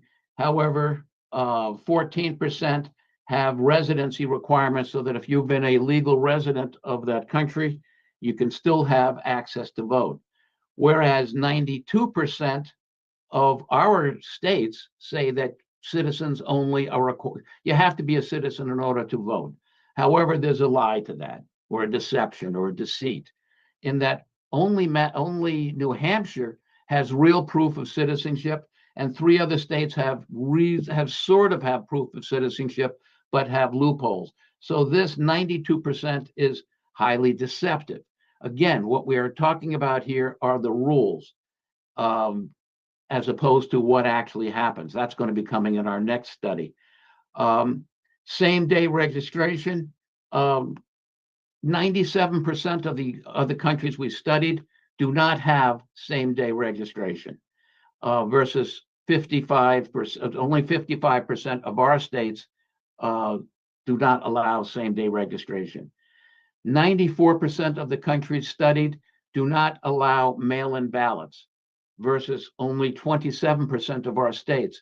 The 2005 Carter-Baker Commission, which with Jimmy Carter, and I guess it was James Baker or Howard Baker, I always get the two of them confused, which was commissioned reporting on what it takes to secure our election system, said that the number one issue or threat to our voting system are mail-in ballots. The next is lack of voter ID. Again, 73% of our states have mail-in ballots. 6% of other countries we studied allow mail-in ballots. And where they do allow mail-in ballots, they are really absentee ballots that you have to have an excuse for. They're highly qualified. This is the most ridiculous thing. 97% of the countries studied do not accept late ballots. I cannot understand why anybody would. But about a third of our states will accept late ballots, which is incredibly stupid. Then, of course, ballot harvesting. No other country allows ballot harvesting, yet we allow it. We prohibit ballot harvesting in only 45% of our states, which is absurd. Requires ID for voting. Why would you not? 92% have of the other countries have solid voter ID issues. 29% of our states really don't. They have the honor system. The fact is, whenever you use the honor system, either for voting or for voter registration, we're the only country that does it. Foreign observers that have come into our country think it's absolutely absurd that we do this. Again, here is the ranking of our scoring system, how we did it. The total was 110. Our next survey is going to be on who actually follows the rules. Now, when setting up the rules, we did use countries, we did use China, Russia, and even North Korea, all of whom scored better than the United States. It's not that we think that they have fair elections, but they want to appear as fair. So therefore, what they do, they have rules that make them look good, and that's why we included them in the benchmark of our grading system. That's basically it. Does anyone have any questions? Thank you very much. We don't get questions. It'll be in the chat, so we certainly appreciate it. Next up is one of our favorite guys, repeat guest, Greg Stenstrom, Patriots Online. Come on down, Greg. Go ahead. There we go. Go ahead, Greg. Just so you know, Raj, my video goes off for no reason. So if it goes off, I'll put it back on. Just let me know. I may not be looking at the screen. Just keep your nice radio voice going, man. It's a great sure. DJ voice. It's awesome. Is that better? You're good. All right. Thank you, Steve, for having me on. I've been watching the previous guests. I appreciate the shout out from Bill Allen. Paulo, that was a great update. And Gary, thank you. Very, very illuminating. So I'm just going to give a quick update. Thank you. You're welcome. Thanks, Gary. So I'm going to just give a quick update. You know, people, there's been people on this podcast and other people that outside of the podcast that sometimes criticize litigation as something that's an effective tool against stopping election fraud or stopping fraud in general. And I have a few examples today of litigation that has worked and it's continuing to work. And it's an effective tool, especially for pro se litigants. So I'll be talking a little bit about that in a little while. But what do I have, about 8 minutes here today? Yeah, about 8. Okay. I got my timer, my clock going, so I'll keep an eye on it, Steve. Give me a 1 minute countdown. So the first thing I wanted to let everybody know is that like most elections for the past 5 years, we filed litigation just about every election regarding the election machines not having authorized code. In Pennsylvania, the Secretary of the Commonwealth, which would be the equivalent of the Secretary of State in most states, has admitted twice in court that not a single machine in Pennsylvania is certified.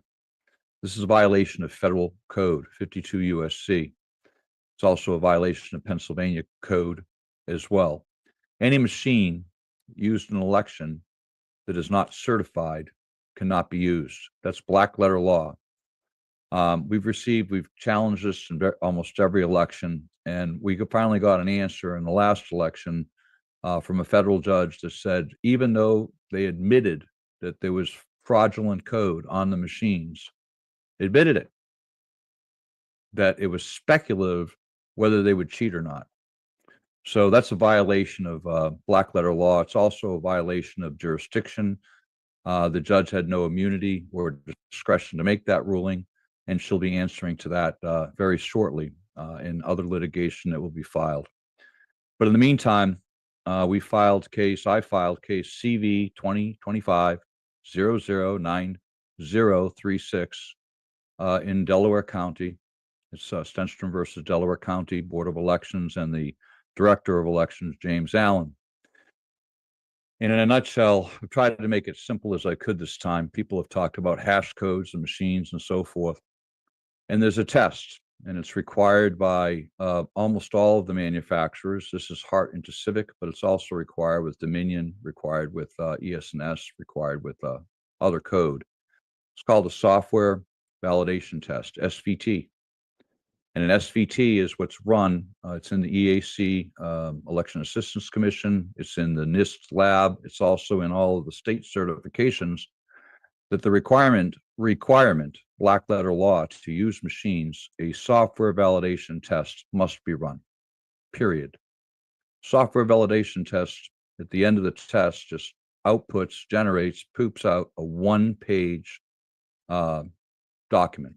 The one-page document says what's allowed to be there, what's allowed not to be there, and it has some fingerprint codes. They call them hash codes, and people have got wrapped around the axle on what those are and aren't.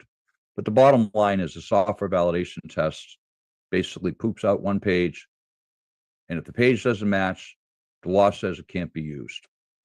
So we went to the software validation tests most recently in Delaware County.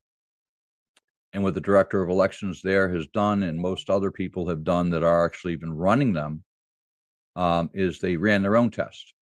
And they ran a test called a software manifest test, which is not a software validation test. So it generated some garbage, and the garbage basically said, well, we just have to match this to the EMS machine, which of course is going to match because the EMS machine, the election management system, is the machine that generates the code for the election machines. So what it really comes down to, and it boils down to, is the code is basically fraudulent. Filed a lawsuit, made it as simple as we could, gave exhibits. That case will hopefully be heard before the election in 2025. Typically, they have not heard these. They've quashed them, and they just refuse to hear them at all. But we'll be taking care of that. Our goal is to watch for 2026. The other thing is we'll be filing this week another case for the mail-in ballot envelopes.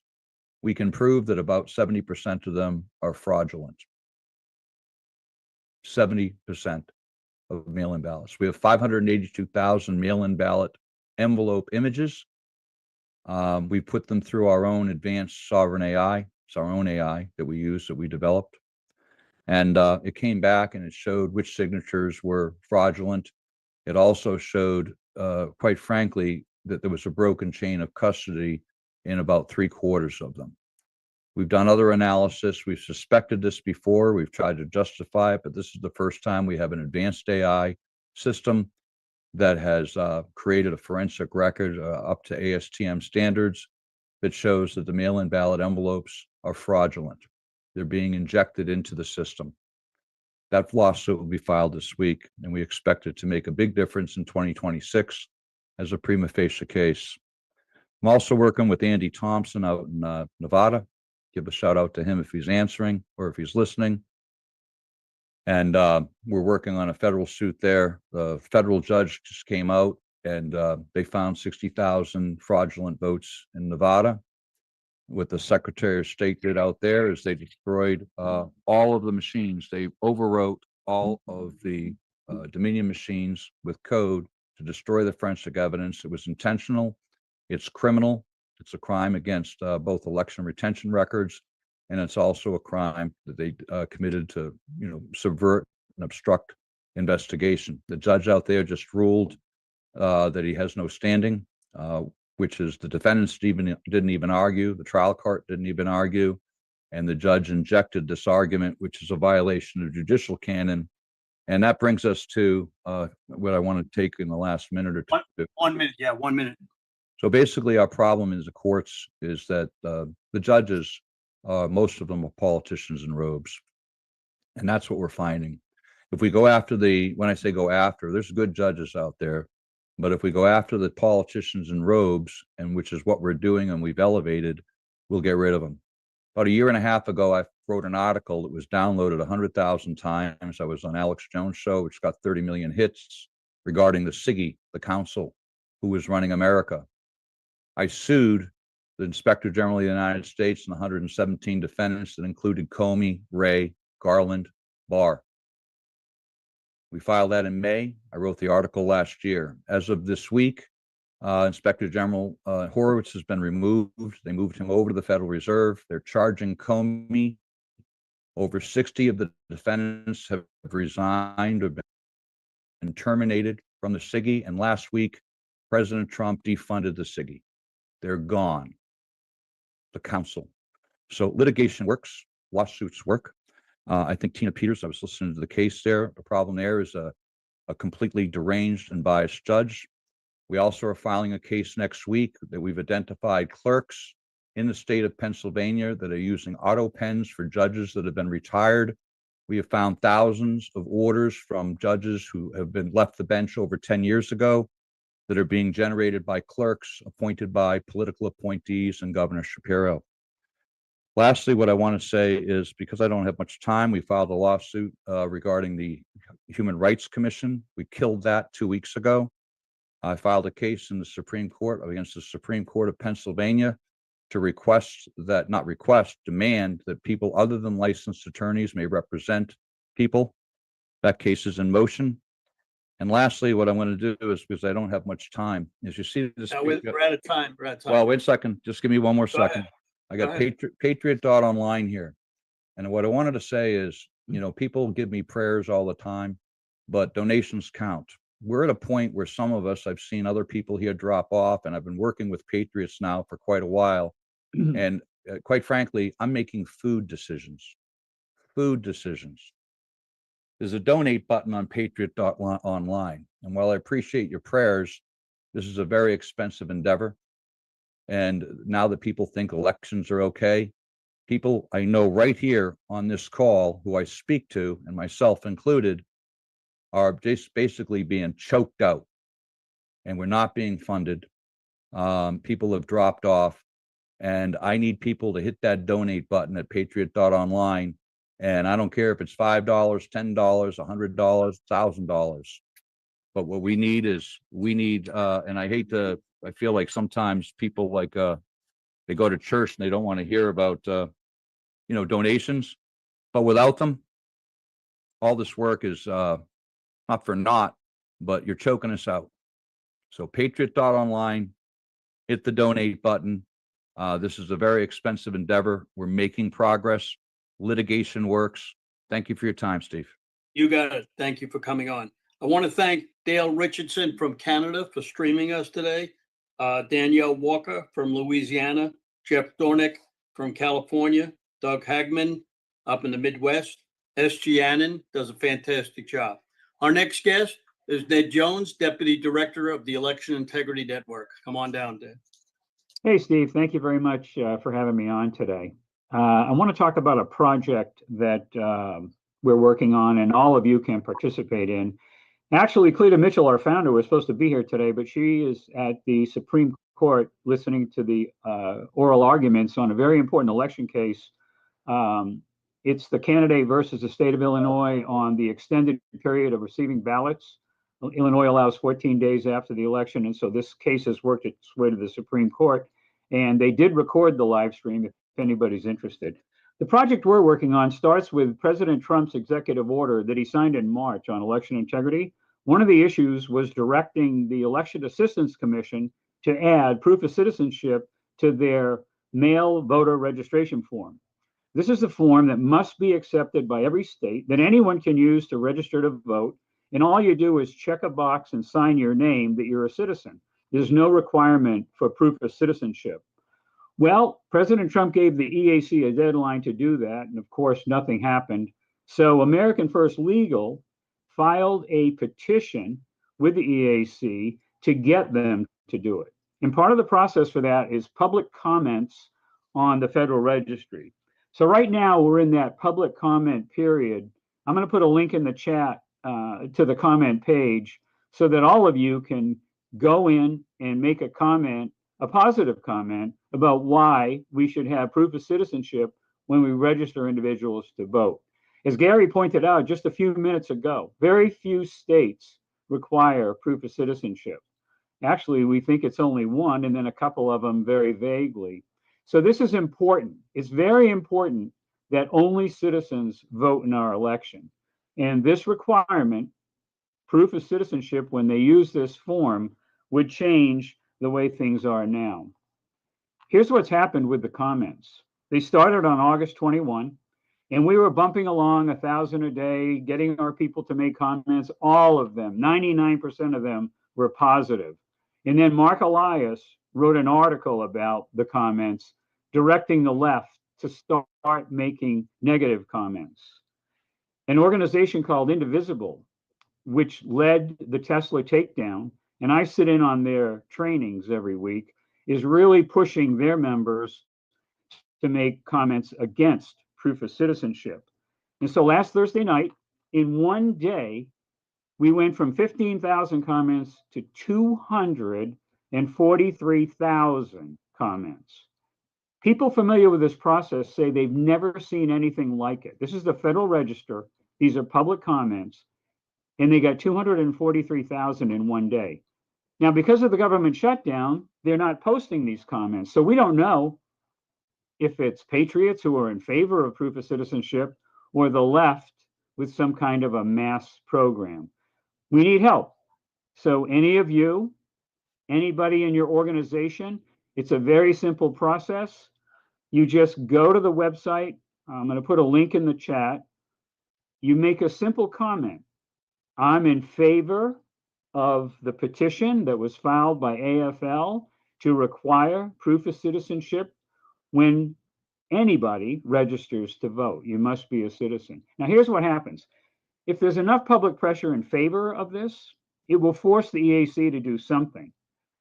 It'll also start legal action to get it done. And if it were to ever happen that this form requires proof of citizenship that must be accepted by every state, we would start to see the states requiring it in their own voter registration systems. Why is this important? You know, the honor system used to work in this country, but the culture has changed so much it doesn't work anymore. And when you have, I'll use President Trump's number, 20 million illegals in the country, and no one knows how many of them have already registered to vote, because all you do is check a box and sign your name, and anybody can do that for anybody. And we all know that voting by mail is a fraud. Anybody can get a ballot. Anybody can submit a ballot. So you see the problem. We have to get to a point where proof of citizenship is required to register to vote. There's something floating around called the SAVE Act. The SAVE Act has been passed by the House 2 years in a row. It does require proof of citizenship, but it's dead in the Senate. So it has to happen at the state level, and it has to start with this change at the EAC. And that's how we do it. We all file a comment, multiple comments. I noticed in the chat, and somebody's probably right, that somebody used a bot or AI to create these 243,000 comments, a record, they say, on the website for the Federal Register. And we don't know, and we won't know until the shutdown ends, if they're for or against.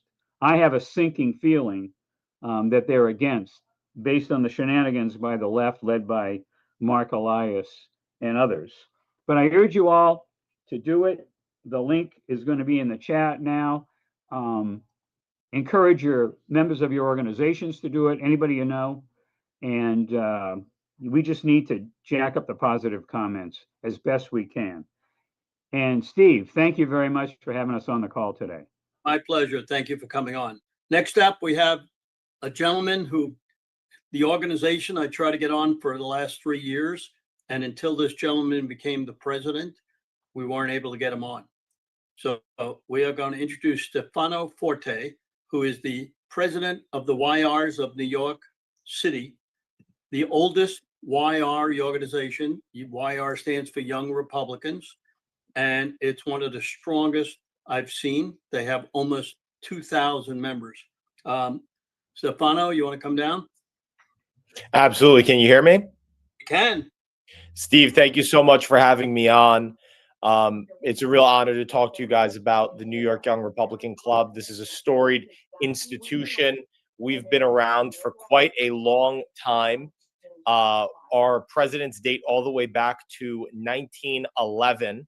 That's when the current iteration of the New York Young Republican Club was put together. Before that, it was the Young Men's Republican Club.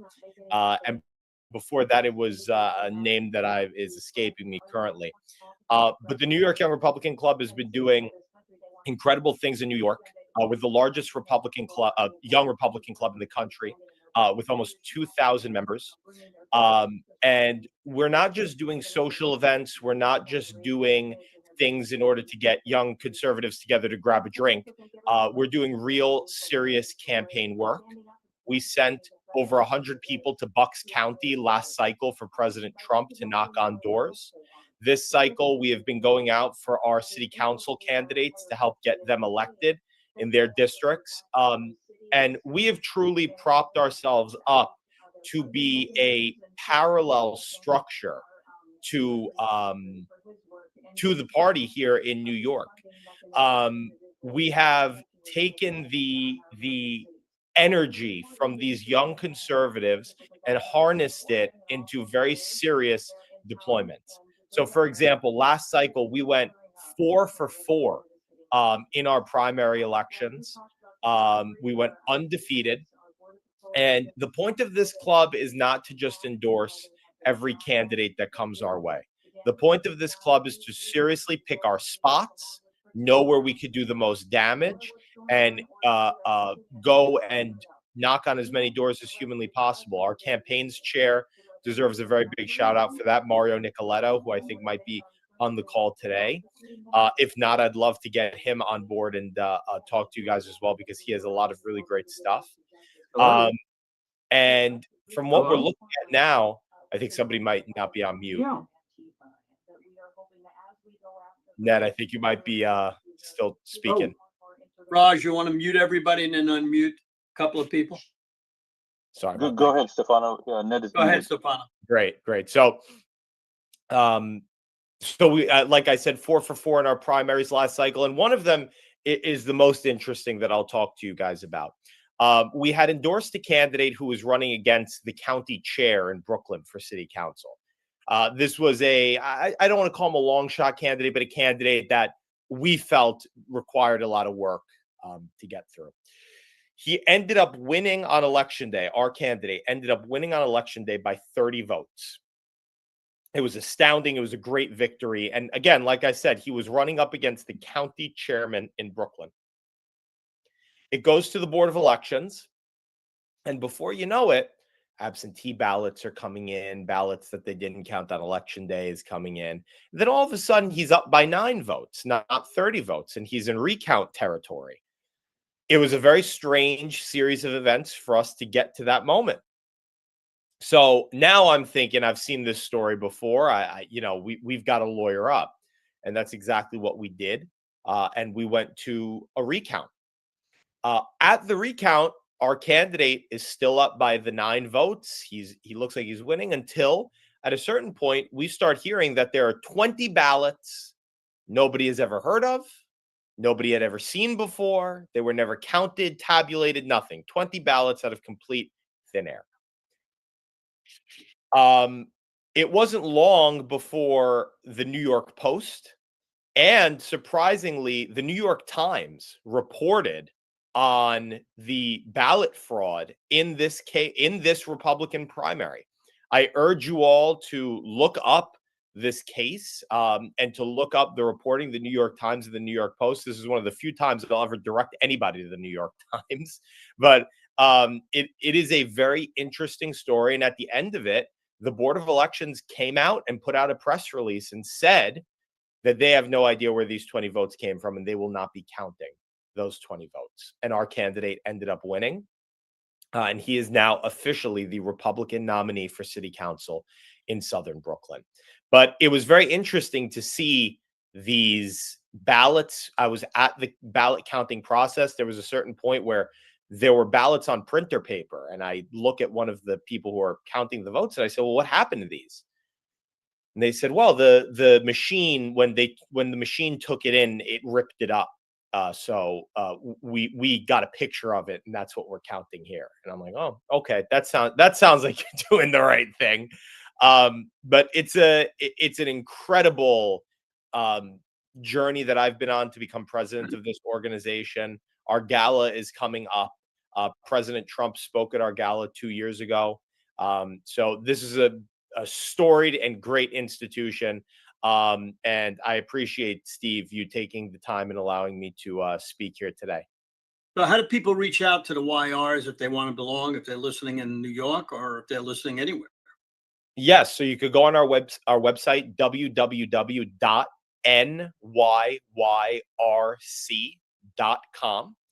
You can go and you can see our webpage, or you could go and you could see the join button on there. And yeah, we've done a lot of really amazing stuff here in New York, and it's just getting started. What would you recommend other people around the country? How can they start YR organizations? You know, our organization has been around for a very long time. Unfortunately, when it comes to young Republican politics, oftentimes you need to talk to your county chairman in order to get them started, which is sometimes it could be a difficulty. My recommendation is, if you have the opportunity to have a good relationship with the county chairman, because not all county chairmen are awful. We have a great relationship with some of them here in New York, some more than others. I would go to the county chair and see if they would be willing to start a Young Republicans. Go online, because there may be a Young Republicans in your area already. But my best advice would be, if you're coming across obstacles, if there's brick walls put in front of your face, if people don't want you to do this within the establishment party structure, I say you tear right through that wall. Do it yourself. They can't do anything to you. Go start a Young Republican group if there isn't one already. And if there is, try to get involved. Thank you very much. We appreciate it. And thanks for taking up, I know you are a busy guy, so thanks for coming on. Raj, you got it. Raj, couple of things. Our next election security thing is going to be in about 3 weeks. And also, we're going to be doing it for New Jersey. Now, the reason we're doing it for New Jersey is there's a big election up there. It's probably tied at this point, from what I could see, for governor. That's going to be one of the most important elections that we can have. So we're going to try to get some terrific people. So if anybody's listening from New Jersey and they have some great people, let me know. It's going to be somewhere around the 28th. We need a few weeks to relax. My assistant's going on vacation. One of my key guys may need an operation. So we're going to take a little time. Raj, before we get our next guest on, who is going to be taped, because Andy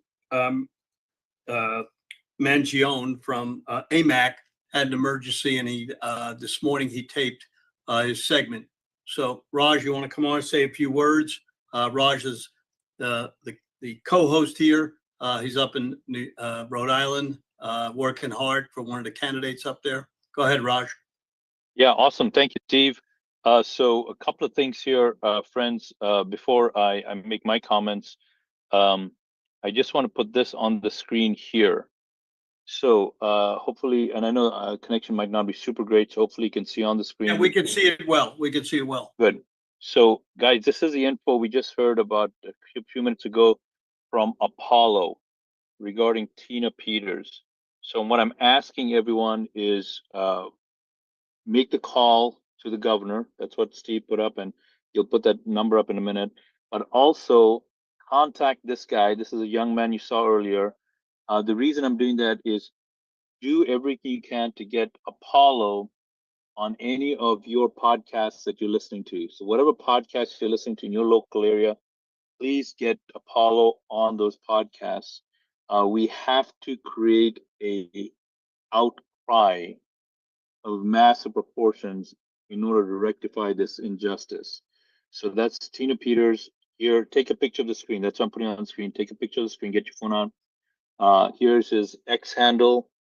Here's his email address. So please do that. So that's number one. Number two, you guys all know Greg Stenstrom. He's been with us for a long time. Please take the action and contact him. His organization needs to get our dollars. Bottom line, needs to get our dollars. He's doing stuff that we can't do. So we need to do what we can do, and that is get dollars to him. His website is patriot.online. Patriot.online. You can see that on the screen. Click the donate button. So please, please, please make that happen. In fact, actually, I'm going to stop right there, Steve. And let me stop my share and just right before we bring the next speaker on via tape. Could you put the number on for the governor as well, like you had before? Just put the number on for the governor. And there it is right there. Take a picture of that. Take a picture of that. I know you guys are doing work. What I'm asking you now is to recruit other people to get things done. So we've got to have massive, massive numbers. So thank you for that, Steve. And with that, Steve, shall I go ahead and play the tape? Yeah, one other thing, we want to make sure everybody goes to Stern American Rumble to see the back ones, and this will be live here as soon as we close off around 4:40. It'll be live for that. There's over, from what I could see from all the people reporting, close to 4 million people on this now. It's gotten worldwide attention, but we need people to comment. Go to stern1054gmail.com. I'll put that up. Also, Raj, put your email up to get a hold of you because you send out thousands and thousands of emails as well as us. Right before we went on, we sent out 26,000 emails. So we're constantly sending out emails. In Virginia alone, I sent out 10,000 emails. We are now getting a larger and larger audience. I have contacted every chair of the Republican Party in every state. They know about it. They know what's going on. A lot of them said, hey, we didn't know this was happening. So we're getting more and more people, but we need all your input. We need suggestions. We just don't do this just to do it. We do it because we want you to be happy. We want you to understand what's going on. We want everybody that's listening to get something out of this. And that's what's important. So don't feel bad about criticizing or complimenting us. We try to do the best that we can. This takes a lot of effort on Raj, myself, my whole staff. It takes a lot of time to put this on, a lot of time to go right on the button. We pretty much went right on the button. So go ahead, Raj. You want to give them your email address to get a hold of us? Yes, it's support@defendflorida.org. It's in the text thread, the chat over here on Zoom, support@defendflorida.org. Also on the screen is going to be Stern American. So you just heard Steve talk about it. Here it is, sternamerican.com, sternamerican.com. So what we want you to do, there's a bunch of resources here, right? Information here, put your email here. Also, go over here to Rumble. I like to use the Rumble one. You can use any of these, but I like the Rumble one. And when I go to Rumble, you can see here all of the recordings. Okay, all of the recordings here. 20,000. This is just on Rumble, not counting the rebroadcasters. This is the election precinct strategy call over here. If you click on live, you get all of these calls here. These are where some of these calls are being streamed from. So please, obviously, you guys know what happened here, but take this and post it in your Signal group, in your Telegram group, Facebook group. Get more people to be exposed to this information. All right, thank you for that. And let's go ahead and bring on our next speaker via video. And here we go. Thank you very much. I'm Andy Mangione with AMAC Action. We are the C4 lobbying arm of the Association of Mature American Citizens. We are the conservative alternative to AARP with over 2 million members in all 50 states. So I am Senior Vice President for AMAC Action. I represent the membership in Washington, D.C. and in states throughout the country. We are the fighters, the pugilists, if you will. We run a lot of call to action campaigns, and our members are very, very adept at participating in our campaigns. And right now, we're running a campaign that I'm sure it's been mentioned, on this call before. But the Election Assistance Commission, which is an organization that kind of flies under the radar, but it's a bipartisan commission whose mission is to help election officials improve the administration of elections and help Americans participate in the voting process. They recently opened a website to take comments from the public on regulations.gov, to take comments from the public on a potential rule change. They're responding to a petition from America First Legal that is asking the EAC. So they're seeking public comments on a rule change that would require documentary proof of citizenship when registering to vote in federal elections. This is the crux of the America First Legal petition. They want the Election Assistance Commission to change the rule that would require documentary proof of citizenship when registering to vote in federal elections. So the National Voter Registration Act grants the EAC this authority to require proof of citizenship. So they are well within their right and well within their jurisdiction to make this important rule change. And here's why we need this rule change. Under current law, voter registration for federal elections relies on the honor system.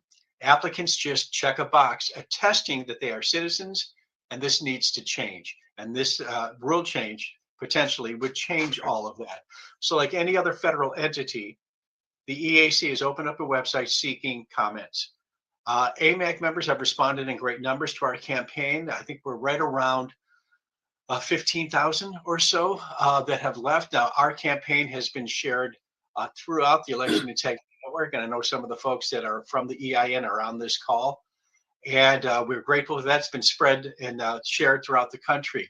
I believe that there is a link to our campaign in the chat. If it's not, it'll be you will be able to have access to it. It's automated. All you do is you read the campaign description, fill out the required fields, and press send, and your comment will be sent to the EAC website in support of this rule change. I receive a report from our advocacy software platform that shows me everybody that's participated along with the confirmation number. So, to ensure that your comment has hit, and our comments are hitting. So we need to make as big a noise as possible with regard to this rule change. As I mentioned before, the EAC is well within their jurisdiction to make this rule change, but we've got to keep the volume up, the volume of comments supporting the rule change up, and the noise level up. And our campaign is just one way to do it. Comments close for this campaign on October 20th at 11:59 p.m. So between now and then, we need as many people as possible to leave comments, and we want to flood the zone, if you will. And we appreciate you. You can use our campaign. It's all automated, and we appreciate you taking the time to use it, because every comment counts. Now, AMAC, the Association of Mature American Citizens, is an organization that is the conservative alternative to AARP. We've been around since 2007. We were founded by an individual, just a private individual that felt that AARP didn't necessarily represent his values. We are committed to enriching the lives of all Americans by fiercely defending and upholding the inalienable rights enshrined in our Constitution. We provide exceptional benefits and services coupled with trustworthy news and information to deliver unparalleled value to our members, and including AMAC Action, which is the advocacy arm of AMAC. So we've been around for about 17 years. Our founder was just a gentleman who raised 5 kids on Long Island, was in the insurance industry, served 4 years honorably. His name was Dan Weber, and we lost Dan about 5 years ago, but he's a true patriot. And he started AMAC, the Association of Mature American Citizens, from scratch. And fast forward to 2025, we have organically grown this to over 20 million. I'm sorry, to over 2. I wish it was 20 million. To over 2 million members in all 50 states. And these are dues paying members. This is not a list of supporters or an email list. These people have paid their dues and have joined us and continue to renew their memberships. So we need every member we can get. We are running a special right now where I think you get 90 days free, to try us out, and then you could join. It's a relatively modest investment to join AMAC. You can go to amac.us and click the join button, and we have a plethora of options with regard to 1-year memberships, 3-year memberships, lifetime memberships, et cetera, et cetera. So just as far as who we are, when you join AMAC, you'll have daily access to our thoughtful and conservative social media posts, our newsline, a chance to engage with lawmakers. We put out a magazine. We have the AMAC Seniors Resources Network, which is a Medicare advisory service. We have a foundation, and within that foundation is the Social Security Advisory Services. We do not sell memberships on that. Anyone can take advantage of that. What the AMAC Foundation Social Security Advisory Service is, it's a source of on-time and on-the-market guidance for those who are approaching or receiving Social Security. We give that away. It's free. We have nationally accredited Social Security advisors. They provide invaluable advice to help our members understand the risks, benefits, timetables, and how you can get involved with regard to Social Security. We also offer retirement planning and financial advice, and we are constantly building out our member benefits. So it's a very dynamic environment in that we're constantly adding to our robust menu of benefits. You can get the roadside service. You can get all kinds of insurance products, from Medicare to under 65 to life, home, and health, et cetera, motorcycle insurance. There are all kinds of dental plans, in addition to travel discounts. I mentioned roadside assistance, but travel discounts, discounts on restaurants. And again, we're constantly building that out. But we have emerged since 2007 as the voice for American conservative seniors. And it's my privilege to represent the membership in Washington, D.C. and in states throughout the country. As far as AMAC Action goes, we run countless call to action campaigns, very similar to what we're doing now with the Election Assistance Commission.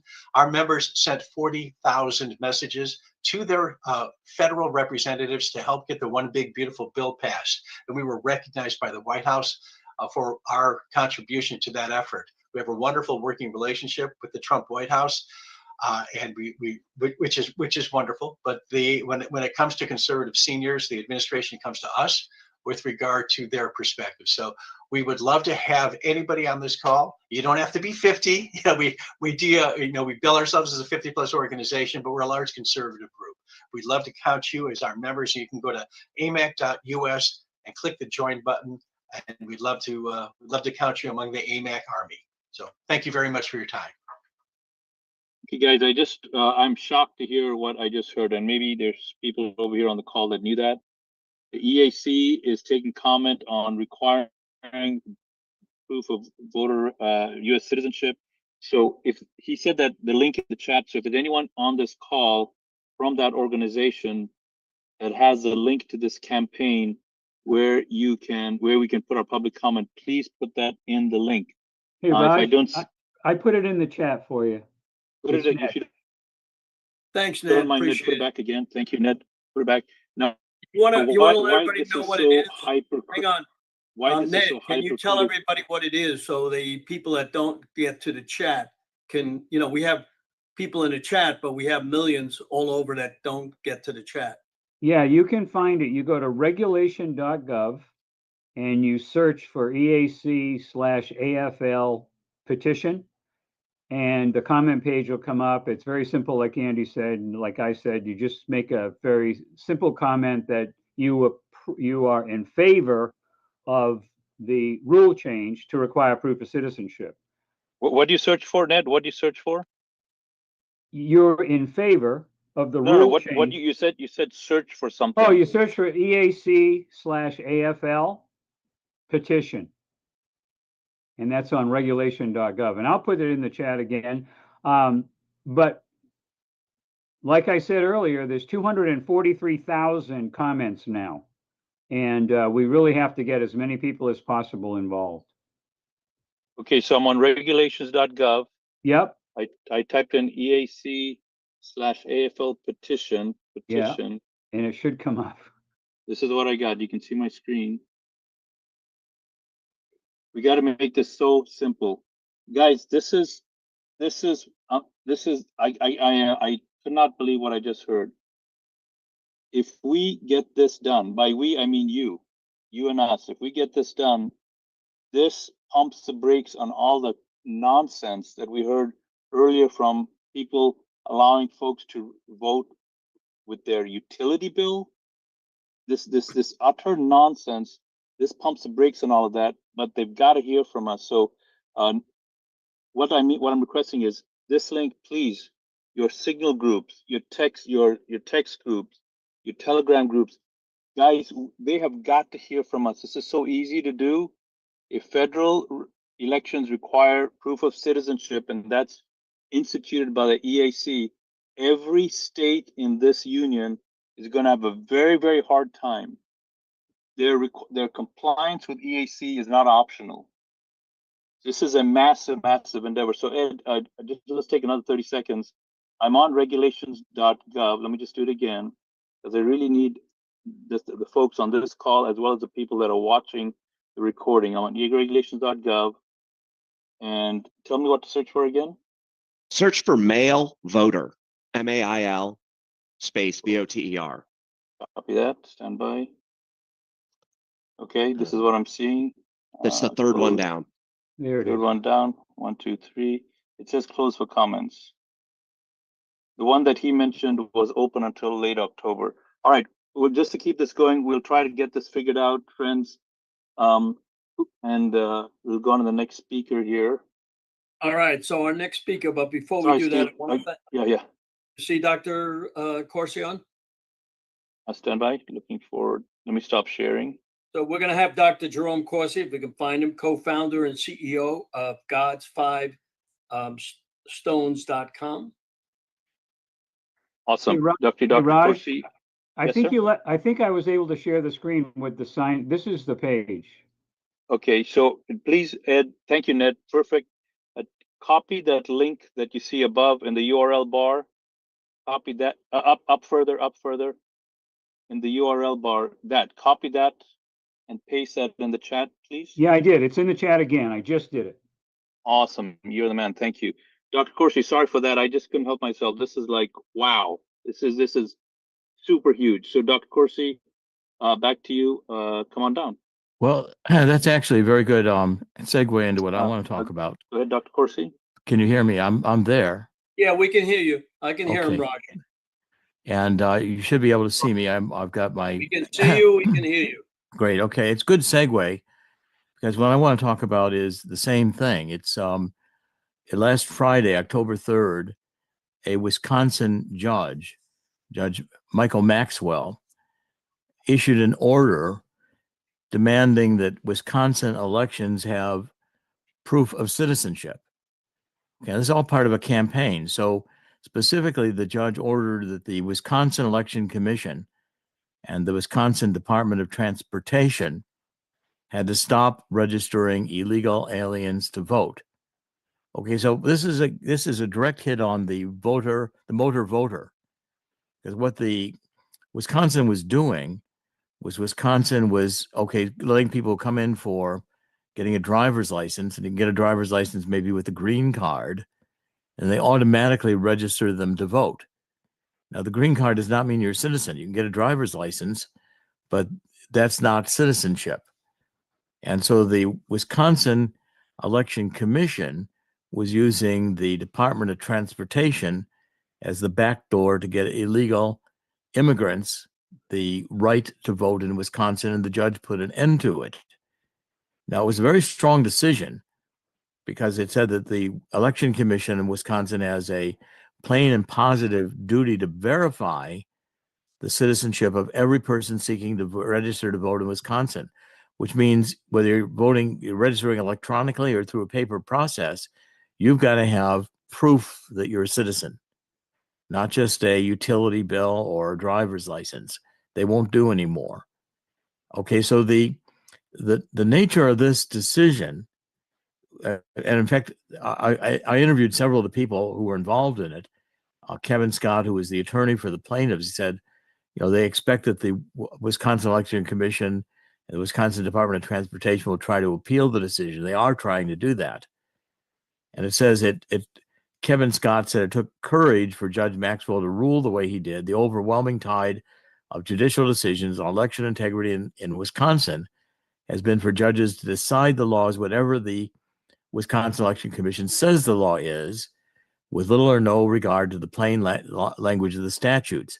Wisconsin in 2024 even passed a constitutional amendment saying you had to be a citizen to vote, but the Wisconsin Election Commission ignored it.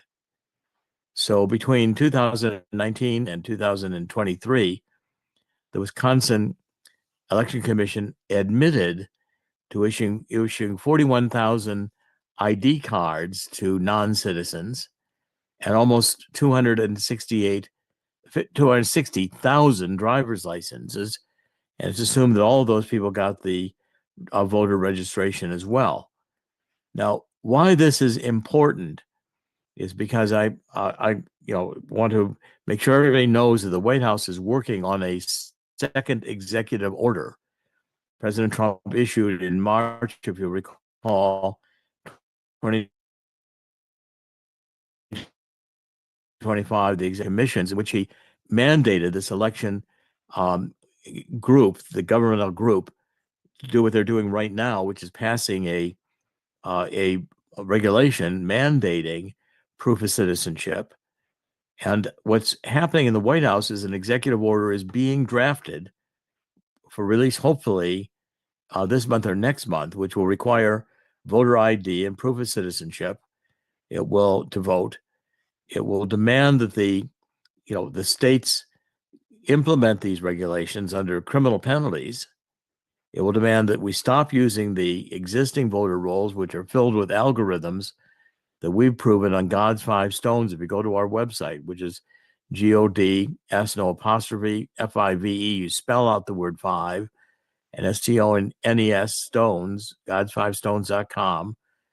We show you the work of Andrew Paquette that these algorithms are in the state voter registration rolls at the Board of Election level, and they permit the creation of all these millions of false records that yet get legitimate state IDs and can be used in mail-in ballot fraud. Now, I want to point out that I've got information that this guy, Todd Blanche, at the Department of Justice, who's the Deputy Attorney General, is blocking many things. And he represented Donald Trump in the criminal cases in New York when Donald Trump was under the gun between the elections. New York was trying to put Donald Trump in prison. Todd Blanche, who was formerly a Democrat, supported him very strongly in public statements and represented him. But now he's telling Pam Bondi that she can stay at home and work from Miami. He'll run the Department of Justice. He's blocking pardons. We haven't had any pardons since he decided he was Attorney General. Todd, Blanche. He's keeping Tina Peters in prison. He doesn't want any voter IDs. He doesn't want the J6ers compensated. Todd Blanche needs to go. And if Pam Bondi can't do her job, we need a new Attorney General. But the point is, I think Donald Trump is on track to issue the second executive order, which will also limit the general mail-in ballots to going back to the old absentee system, which is tightly controlled, and it will eliminate the machines in voting. So this is all expected to come down the next couple of months and to be implemented for the 2026 elections. And Donald Trump considers this to be a matter of national security, as powers under Article 2 Commander-in-Chief, and with the National Guard and the military increasingly going into the cities. I think we're getting ready for a very strong executive order that I'm briefed is going to happen. We get some of these legacy employees in the Department of Justice gone were blocking President Trump's agenda. And we're seeing more coming out about that today with this memo, which we now know that 8 sitting senators were under surveillance by the Department of Justice under Christopher Wray. So we still have to get rid of thousands of workers in the Department of Justice that are anti-Trump. Todd Blanche is at the top of my list. But the point is, this Wisconsin decision, I think, is going in the right direction. And I'm confident that we're going to get a second executive order, and the states are going to be mandated in 2026 to have only citizens vote. If we do that, I think the Democrats will lose massively, because the Democrats are down to the point where they can only win elections by stealing them. And the Democrats intend to steal elections to get control of Congress in 2026. If we have that happen, we'll have President Trump last 2 years of his second term being faced with constant impeachments, blockages, everything that can be done to prevent him from enforcing the MAGA agenda, which I think America desperately needs. So I want to give this update and have everybody pay attention to this law, this new decision that was made in the case in the state of Wisconsin. Okay, and my article, I'm going to be having an article on this that could be appearing in American Thinker even tomorrow.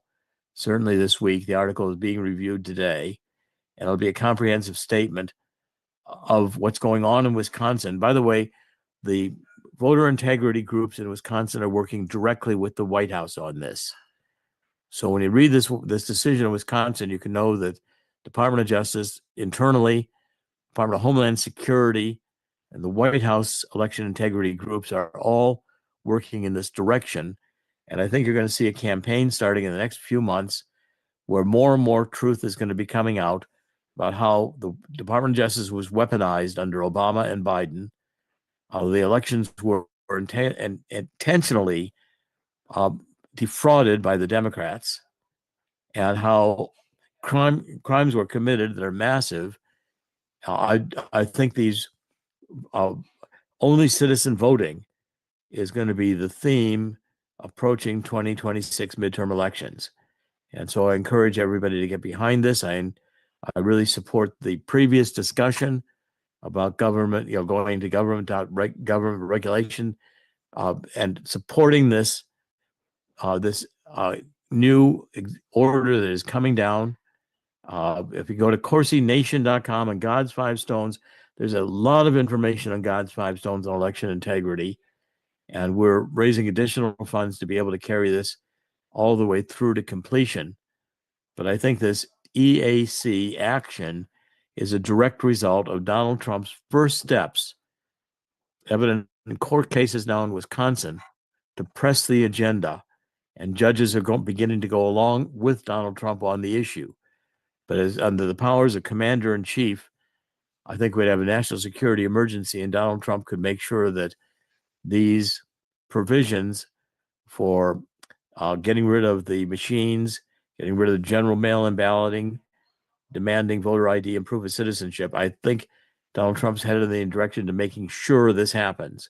So I'm very encouraged right now, but the White House needs our support. And I encourage everybody to go to this EAC/AFL comments page and make sure that this regulation requiring citizenship voting only is supported.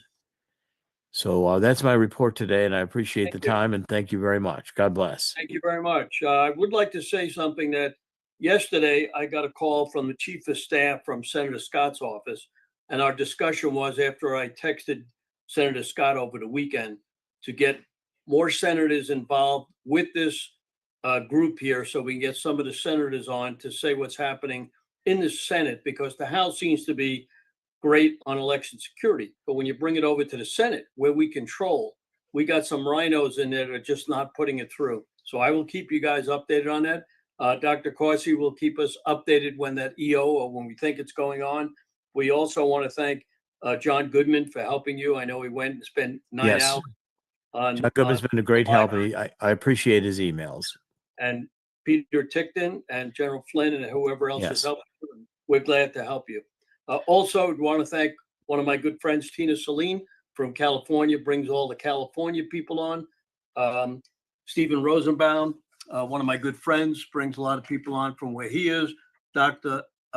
Lynn Lafferty really helps us in all the medical field. Thank you very much. So we have our last guest, Chris Marston, who is the General Counsel for the Republican Party of Virginia. We got him on. And right before Chris comes, guys, we just heard something dramatic from Mr. Corsi here. What I'm referring to specifically is what he said about Todd Blanche. I'm hearing what he said from other credible sources also. What I'm hearing is Mr. Blanche is almost unilaterally responsible for the lack of action on Tina Peters. I'm hearing that he is trying to co-opt Pam Bondi's role. And also we just heard that he is working to mitigate the efforts of documentation of people before they register to vote. And so why am I you just heard that? I'm underscoring that because I'm requesting you on any of your social media channels, please start drawing attention to the role of Mr. Todd Blanche. The reason these individuals do what they do is because they are able to do so in obscurity. Your role and my role is to shed light, be the light, shed light on what he is doing, what he is blocking, and that is the start of bringing accountability. So important. I'm so grateful, Dr. Corsi, for your comments on that. Thanks for that brief interruption. And by the way, just if I can, it's TODD BLANCHE. One more time. BLANCHE. TODD Todd BLANCHE, and he's Deputy Attorney General Todd Blanche BLANCHE. You can look him up easily on the internet. He was a lawyer who defended Trump during the trials in New York, but he has been a Democrat. Just recently became a Republican and has gotten close to Trump as insider, saying all the things Trump might want to hear. Yeah. But in effect, he's the reason Tina Peters is still in prison. And if the J6ers aren't getting compensation, we've had no more pardons since he's taken over. And he's told Pam Bondi to go back to Miami and just do press conferences. So you heard it there again. Thank you, Dr. Corsi, for bringing that. Important that you take action on it. Thank you for underscoring that. And Chris, thank you for patience. Thanks for waiting. Over to you, sir. Go ahead, please, Chris. Thanks so much, Steve and Raj. I appreciate you having me on. And this is just such a great thing that you put these shows on and we hear from all these people about the great work going on around the country. I'm so thankful that it's going on. But next year at this time, you're going to be in the same place I am, which is staring down the barrel of an election coming in 30 days with rules that are already fixed. So I'm responsible for election integrity operations on the legal side and have a great team on the operational side here in Virginia. So we're working on things like making sure that we're at logic and actually testing in every city and county in the state, that we go to pre-processing meetings for absentee ballots, that we're watching all 45 days of early voting, that we're watching on election day, and that we have coverage at our post-election canvases and our risk limiting audit. So it's quite a marathon of activities. I'm so grateful to have some great volunteer attorneys that work with me. If any of you have folks that would be interested in helping our efforts, I think earlier Brian Swenson told you protectthevote.com is the place to go sign up, whether it's to help us in Virginia or in your state next year. Getting yourself on that list and connected with the RNC is the way to get involved in these direct on the ground efforts. And again, I don't want to minimize the great work you're doing at a policy level and nationally. But remember, when we get to brass tacks and there's an election coming up, we can use you on the ground as well. So I hope you'll get engaged in that. You also heard earlier from Lynn Taylor, my good friend from the Virginia Institute for Public Policy. She told you a little bit about the disaster that we had when Democrats had a trifecta and passed 60 election bills that made everything about our election code worse. We're fortunate that Governor Youngkin was elected after that, ending the trifecta, and he has had some great success with executive orders here in Virginia. Most importantly, over the course of 3 executive orders, he's done a lot to improve our process of voter list maintenance. And the most significant thing, which is also taking advantage of the new Trump DHS, is we've removed non-citizens from the rolls. We know we don't have them all, but we've gotten 10,000 off of our rolls in Virginia since Governor Youngkin was inaugurated. And most recently, this last year, we did almost 5,000 of them. And that's because of the great work we've been able to rely on from the Department of Homeland Security, which in the past would just say no when we asked for citizen information. But now that President Trump's in charge, we're blessed to actually get real data from them. So, Ken, I see your note. It's not just those who self-reported. We've actually found some who haven't. It's not just if they show up at the DMV the next time and say they're not a citizen. So there's certainly more work to be done. I'll never deny that. And having the great work that you're all doing to work on only citizen voting is going to be important. But I'm pleased we've been able to make progress in the current system. So I just wanted to share that news with you that Virginia, we're in the trenches and could use your help if you're available to help this election, and that I know you'll all be engaged at the ground level in addition to the national policy level next year. I do want to just share one tidbit in going. If you haven't seen the coverage of Jay Jones, the Democrat candidate for Attorney General in Virginia, I encourage you to go to jjonestexts.com. I've put that in the link. It's shocking to see a Democrat say the quiet part out loud, that they really do believe that violence is the solution to changing public policy. He includes threats to our former Speaker of the House and his children and his wife. It's just remarkable. And he said these things to a Republican legislator in text messages after she'd asked him to stop.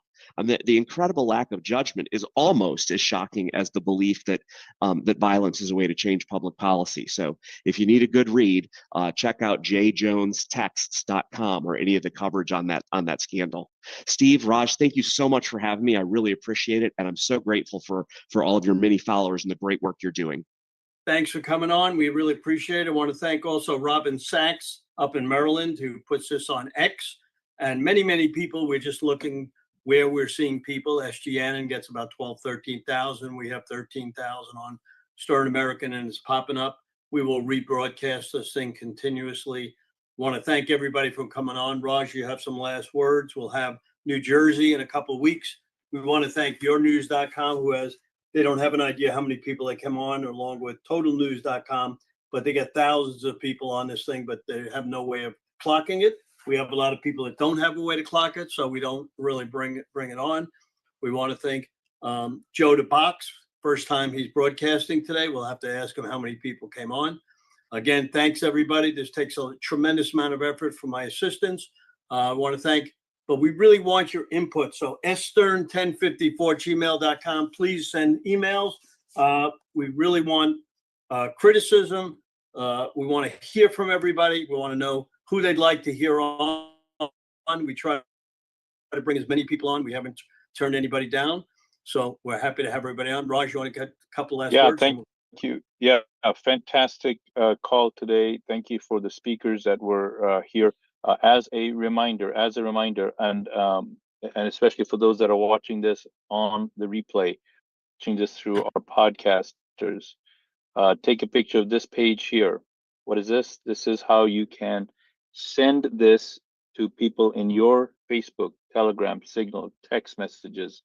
Send this link out. What is this link? This is a link where for the next, I think, 2 weeks, not more than that, 2 weeks, we can let the EAC know, which is a governing body on elections nationwide, that their openness to consider requiring documentation of U.S. citizenship is a good thing.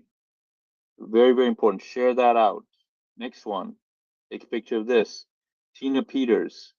Please get Apollo, we heard on this program, with every podcaster that you know. Please do that. Tina Peters in jail, just Frost. Anyway, next one.